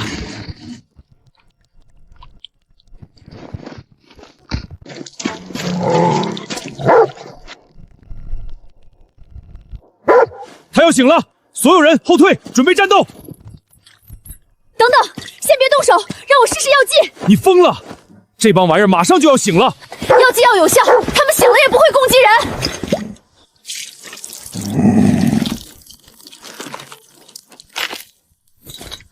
药剂不够，36瓶测试用掉5瓶。先撤，退到防线后面。酸菜缸防线的效果在下降，温度每升高1度，大蒜素挥发就更快。照这个速度，最多3天，防线就形同虚设。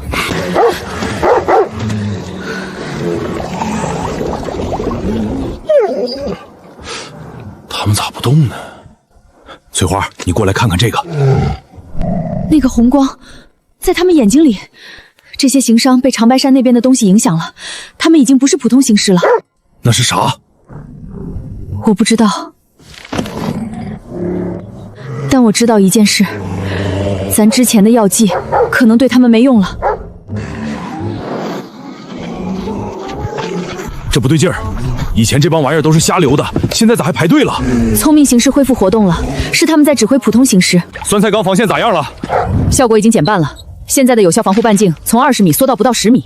把缸往前移，缩小防护圈，先护住村子核心区域。防护圈一瞬间就小了，形势再增加，这道防线迟早还是会被突破。每隔5米一口缸，把防护圈缩到村子核心。这缸也太沉了，里头是酸菜加大蒜水。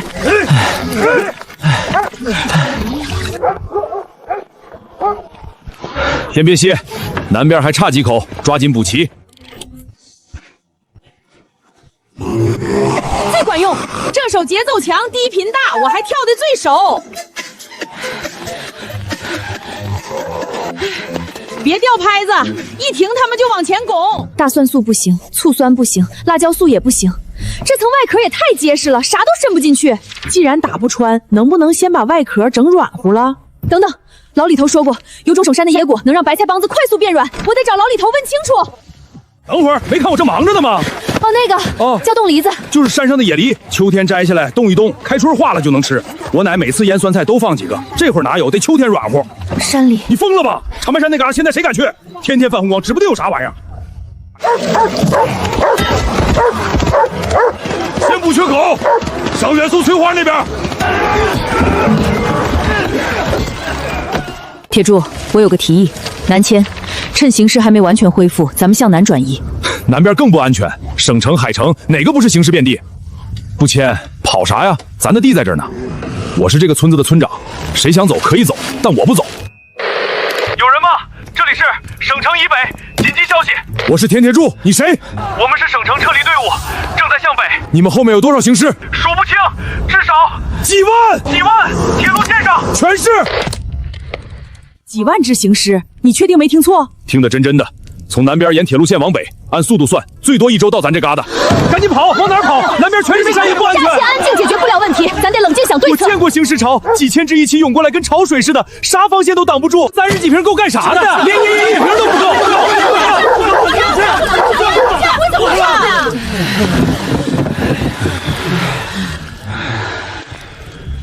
都吵完了，那我来说2句。咱祖辈闯关东的时候，没房子、没粮食、没老式工具，就凭一双手一双脚在这扎了根。那时候零下40度，连件像样棉袄都没有，可他们活下来了，还繁衍了。现在咱有酸菜，有火炕，有拖拉机，有老式工具，还有翠花的药剂。咱现在的条件比祖辈强100倍，可对面是几万只行尸啊！几万只咋了？祖辈面对整个东北的荒野、暴风雪、野兽，那些不平尸可怕呀。可祖辈没跑，因为这是家，家是不能丢的。铁柱说的对，我老李头哪儿都不去，死也死在这旮瘩。我也不走，我那酸菜缸还在这儿呢。好，既然大家决定留下，那我们就留下来。但必须做好充分准备，药剂量产、防线加固、应急预案，一个都不能少。孙老师，这事儿就交给你了。要走我不拦你们，但北边情况不清楚，长白山那旮瘩更得多注意。谢谢你，铁柱，你收留我们这么久，这份情我们记着。路上有情况，用无线电联系我们。每个人都有选择的权利，我只希望他们能平安。喂，谁？铁柱，是我们遇到。你们在哪儿？先找地方躲起来。行尸潮，铁路线上到处都是，数以万计，来不及了，太多了。他们往北走，朝你们的方向。喂，能听见不？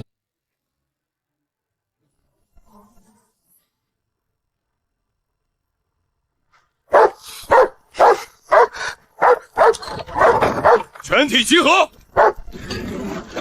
该干活了。铁柱啊，你搁那儿看啥呢？饭都好了，咋还不回来吃？放下，过来看看。妈呀，多少啊？少说也得有几万个。铁柱啊，你确定那是行尸，不能是南边来逃荒的？逃荒的能走这么齐整？你看那队形，跟列队似的。咱村拢共不到2000人，对面好几万，这咋打呀？说人话。南边太热了，形势受不了，全往咱们这旮瘩跑。东北是他们现在唯一能待的地方，那不就是说全冲咱们来了？坏了，这回不是来几个了，这是来一窝了。田柱，你得拿个主意啊！这些人可都指望着你呢。他们走得不快，但数量太多，沿铁路到咱这儿顶多3天。3天能干啥呀？刘大爷，你带猎人小队进长白山侦查，看看他们有没有别的路绕过来。但普通行商好使，聪明行只起1半作用，减半也必须用，总比没有强。青壮年男女加起来能拿动老式工具的大约400人，400对几万，这仗没法打。谁说没法打？他们靠数量，咱们靠脑子。咱天寒地冻都挺过来了，还怕几具行尸？我虽然老了，但还能放倒几个。算我一个。铁柱，我想起来了，老李头，你说过你奶小时候上山采过一种能治病的野果，对不对？名儿忘了，就记得长在半山腰，红彤彤的，跟小灯笼似的。野果要能先软化外壳，药效就可能增强1倍，聪明行人也能收拾。山上还有雪，你一个人去太危险，让二狗子陪你，再带上老六，路和危险都能照应。铁柱，你真觉得咱们能守住？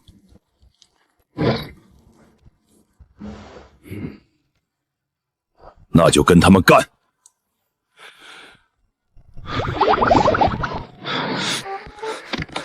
这里是东北铁柱，有没有人能听到？重复一遍，有没有人能听到？铁柱，我是河西村老周头，你大清早嚎啥呢？昨晚就看见了，铁路线上全是那玩意儿，我活50多年头一回见这么多，能出100来号。能听见的报村名人数，能出多少人？国际发现，国家联合这挂墙包衣。数量保守5万以上，3天内到这片区域，单靠一个村谁也挡不住，所以咱们得抱团儿。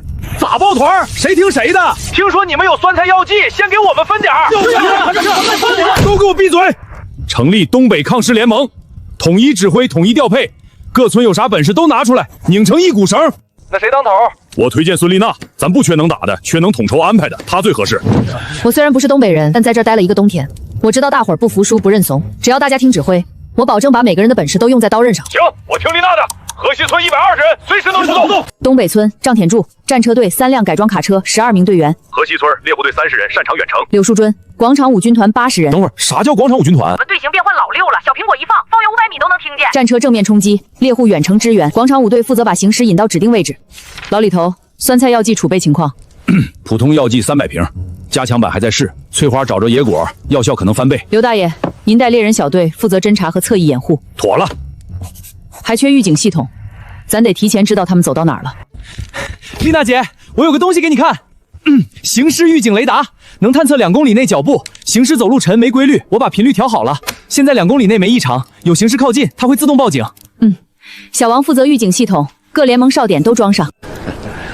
防线就该设在铁路桥那边。铁路桥有啥用？他们不走桥也能过。该守松花江。正面结冰了，需要多少兵1万行尸交给松花江。都别吵了，听我的。防线设在松花江。第一，它是行尸北上的必经之路，绕不过去。第二，江面有伏兵，他们站不稳，咱熟悉冰面，有滑行优势。第三，两岸窄，行尸再多容易再定。具体咋打？明天之前，所有人和物资必须到位。丽娜，你确定在这儿设防线？东边是长白山，西边是沼泽，大队行尸要北上，只能大规模过江，守住这儿就掐住他们脖子了。几万行死往冰上一站，这冰能撑得住吗？行，就按你说的办。妥了，今天不用小苹果，改最炫民族播，那个声更大。3辆车都检查完了，随时能出发。50瓶加强版，药效比之前强1倍不止。这是老李头用2狗子和6找到的野果连夜赶制出来的。小王，雷达情况咋样？大量目标接近，15分钟到江边，数量太多，雷达都快爆了。来了。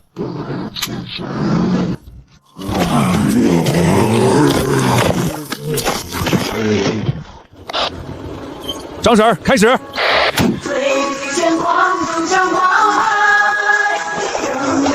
果不错，东侧分流成功。安插队出发！铁柱，前面别太忙，别开太忙。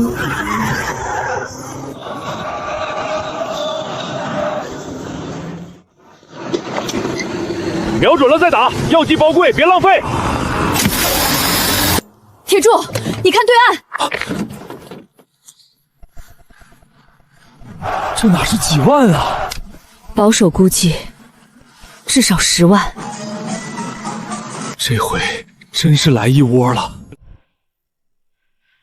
各单位报告情况。陇岸广场5队82人全员就位。西岸猎户队就位，远程物资重组。药剂组就位，加强版120瓶。铁柱，等等，我有个事儿要说。老六，你到前线干啥？你不是该保护翠花吗？行尸能感觉到人的情绪，你越怕他越凶，你不怕他反倒会犹豫。我试过，我冲他一瞪眼，他真停了一下。铁柱，让我先来。你们几个玩意儿，大老远跑东北来干啥？这旮瘩天寒地冻的，你们不嫌冷啊？赶紧回去吧。再往前走，可别怪我们不客气了。老六说得好，姐妹们，音量开到最大。前方冰面迅速被填满，开打！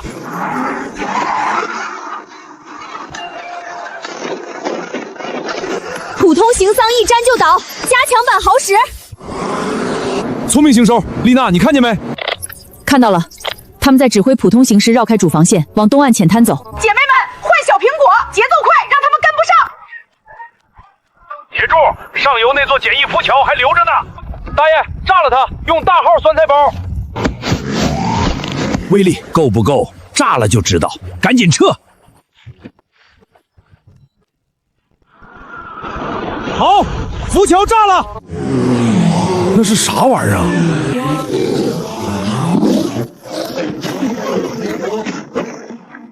铁柱，小心！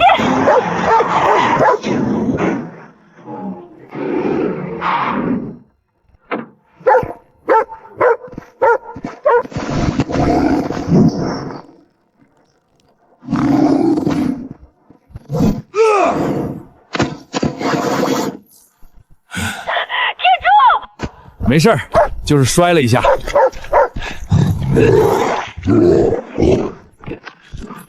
对聪明行尸效果还是减半。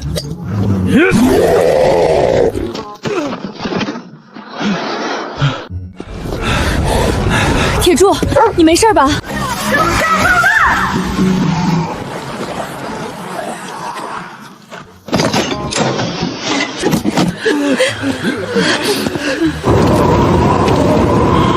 今天放倒了大约2万，战果不算差，但对岸至少还有8万，而且这只是第一波，南边还有更多正在路上。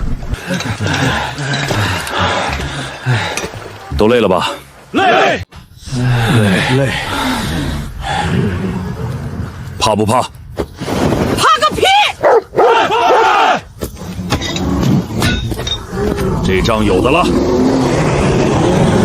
这仗有的打了。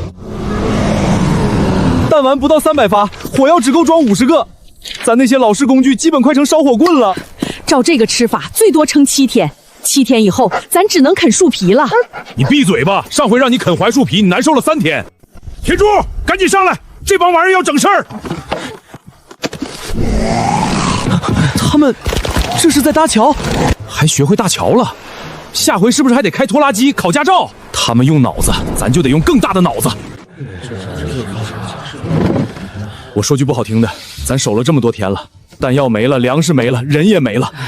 对岸8万行尸，咱这边连800都凑不齐了。我寻思着，是不是该考虑撤了？撤？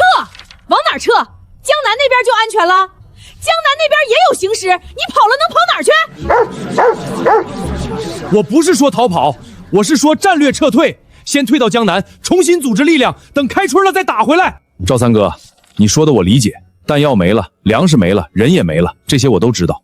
但你想想，咱退到江南，然后呢？江南的防线比咱这儿还拉垮，那边连个像样的围墙都没有，咱退过去，就是把江南的人也搭进去，那你说咋整？我需要时间，给我2天时间，2天之后我给大伙儿一个交代。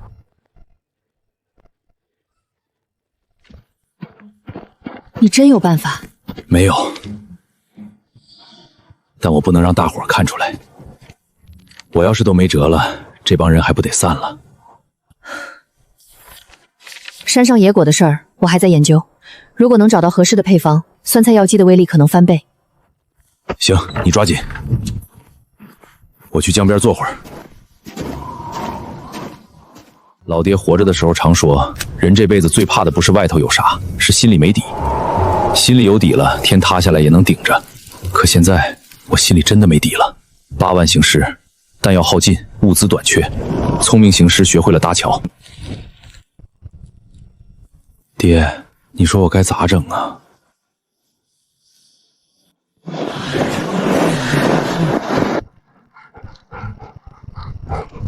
铁柱，2天了，你有什么招？我先给大伙儿讲个事儿。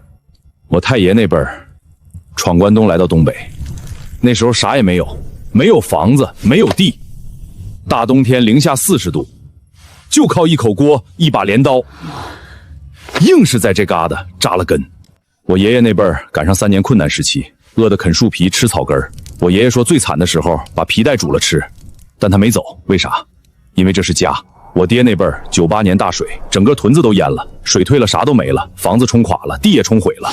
我爹带着全村人一块砖一块砖的重新盖。咱东北人什么时候怕过？当年祖辈闯关东啥都没有，不也活下来了？现在咱有酸菜，有火炕，有拖拉机，怕啥？有人说要撤到江南去，我理解，谁都想活命，但咱把行尸引到江南去，那不是害人吗？咱东北人讲究个啥？讲究不坑不害人。对，铁柱说的对。咱守在这儿，不光是守自己的家，也是守后面千千万万人的命。对岸8万行尸咋了？8万也是个数，咱一个一个收拾，总有收拾完的时候。算我一个。还有我。铁柱，我之前说的那些话，赵三哥，别说了，都是一家人，说啥对不起的。只要咱心齐，啥困难都能扛过去。赵铁柱，我来东北之前，以为这里的人都是粗人，但现在我知道了，你们比城里人强多了。孙姐，你这夸的我都不好意思了。不是夸你，我说的是真的。你们这种精神，在省城早就找不到了。行了行了，别煽情了，咱说正事儿。光靠嘴说不行，咱得有实际行动。弹药没了，咱就造新的；粮食不够，咱就省着吃。但最关键的，咱得找到更强的武器。啥武器？酸菜药剂对普通行尸好使，但对聪明行尸效果减半。翠花说过，山上有些野果可能增强药剂的威力。我打算带一队人上长山找那些野果。长白山那地方冬天去不得啊，雪深的能埋人，还有野兽。正因为去不得，行尸才去不了。翠花分析过，高海拔地区有一种紫色浆果，里头的成分跟酸菜乳酸菌有协同作用。如果能找到，咱的药剂威力至少翻3倍。翻3倍？那一个顶3个？差不多。长白山不是闹着玩的，我需要一支精干小队，人不在多，在精。我也去，我在部队待了20年，什么山没爬过？那地方冬天就是鬼门关，行神去不了，人也不一定能活着回来。铁柱，你等会儿。周大爷，您有事儿？铁柱，你打算上长白山？我知道基地里还有什么。啥？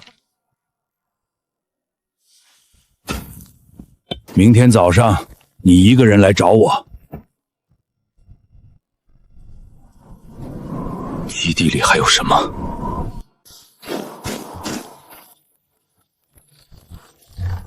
坐。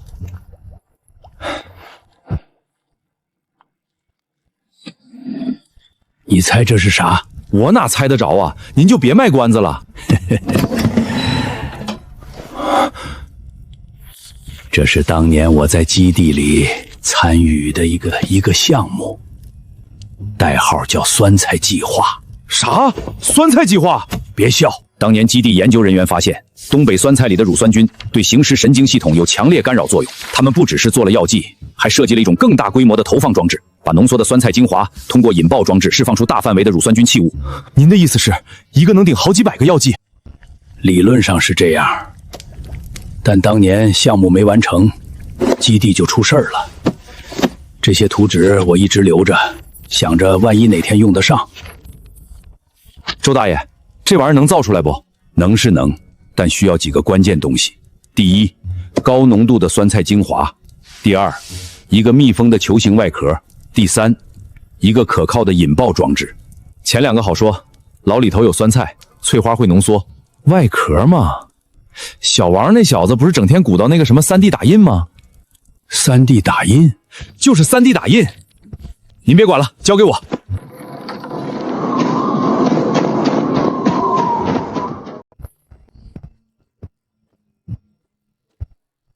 这个设计如果真能实现，威力是普通药剂的几10倍，但浓缩过程非常复杂，得把100斤酸菜的精华压缩到拳头大小。能做到不？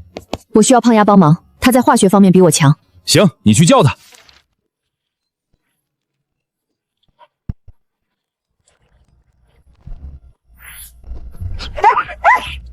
滚，别搁这添乱。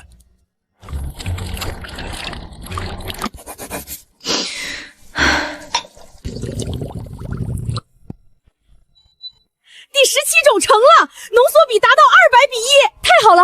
赶紧通知小王，外壳那边咋样了？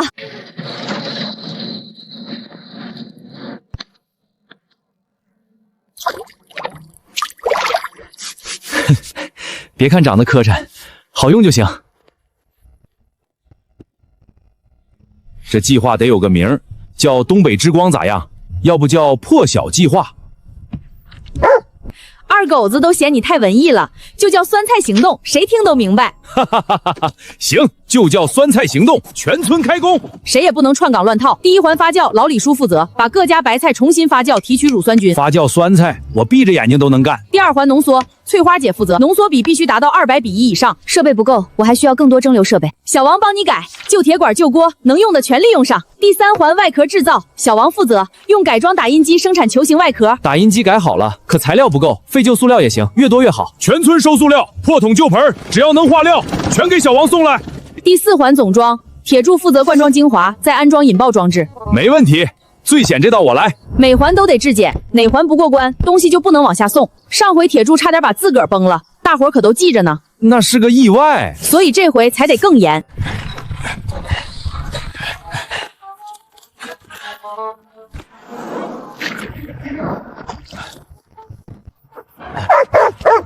嫌味大就别搁这待着，这可是军火，你见过没味的军火呀？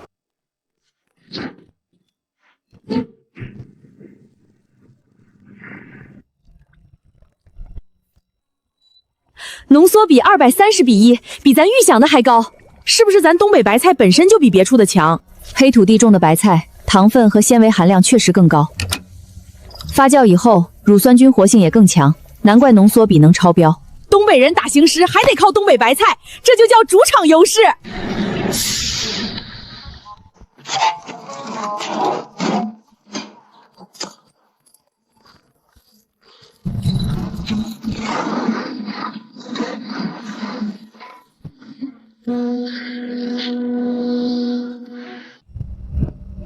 小王，这机器这么转，不得给累坏喽？坏不了，就是打印头热，我给它添了个散热风扇，从旧电脑上拆的，正好能用。过日子就得物尽其用，啥东西都不能浪费。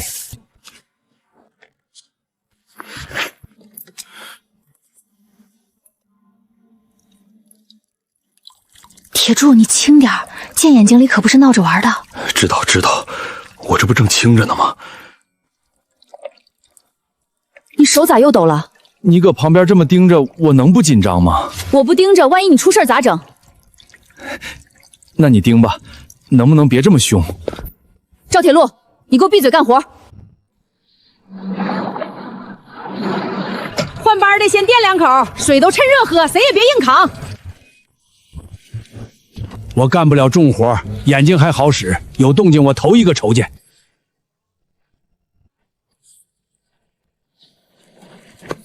预热提前，冷凝水分2段调，空转时间能压下去。孙姐，你这脑子真好使，效率硬提了1成半。你们有经验，我有理论，合到一块儿才最管用。10个，数来数去还是只有10个。别嫌少，第2批原料已经发酵了，再5天还能出10个。5天。铁柱，快过来，对岸有动静。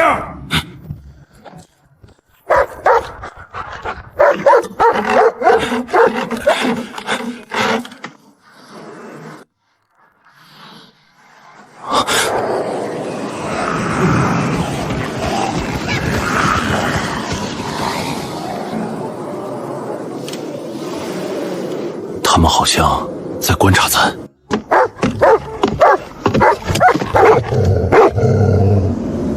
是聪明行事，他们8成察觉到啥了。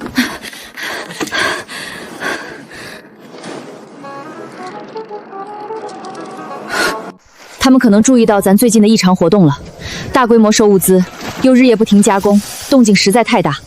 那咋整？加快速度，趁他们没搞清楚，赶紧造出足够数量。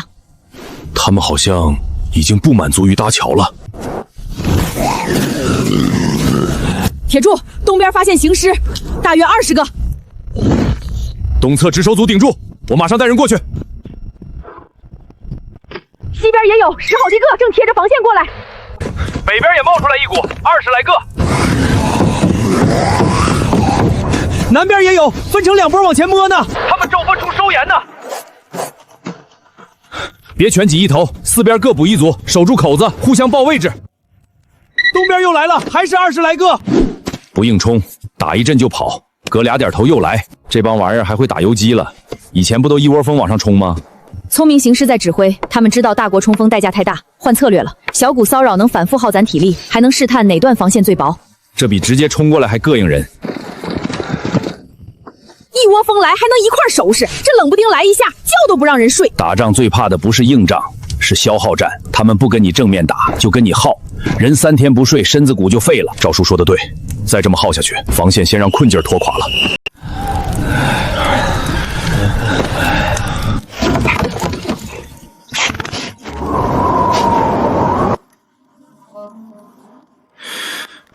得想个办法，再让他们这么折腾可不行。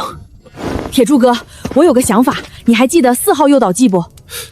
就是行尸闻着味儿就往跟前凑的那个。对，我把配方改良了，吸引效果比原先更强，现在的有效吸引范围能到500米。500米？你想把那些聪明行尸都引到一块儿？把诱导剂放在合适位置，他们就会朝这儿聚。等他们进来，咱在周围设下埋伏，把出口封住，敌波封住，再用酸菜大号包把他们一锅端。不对，酸菜大号包是范围武器，不是只朝一个方向击效。行尸聚齐再引爆没问题，可放诱导剂的人咋撤出来？总得有人拿着诱导剂进去当这个诱饵。谁去？我去，我当过兵，这种诱敌的活我熟。不行，赵叔，您膝盖不好，真到撤的时候跑不动。谁说我跑不动？我年轻时候跑起来，年轻时候您确实能跑，现在您连2狗年的鸡都追不上，那是鸡跑得快。赵叔，心意我领了，这活得速度快，反应灵，我来。你？对，我，这计划就该我当。你知道当诱饵意味着啥吗？你得一个人站在狮群前头，得等他们全进来，最后一刻引爆再跑，哪环出错都回不来。我知道，所以我才得亲自去，换别人我不放心。别人去你不放心，你去了我就能放心了。翠花，你信我不？信。但你敢出事儿，我就做酸菜药剂毒你。那也太狠了吧！狠，我还嫌轻呢。这片地离防线2公里，三面都是山，狮群容易往一块聚。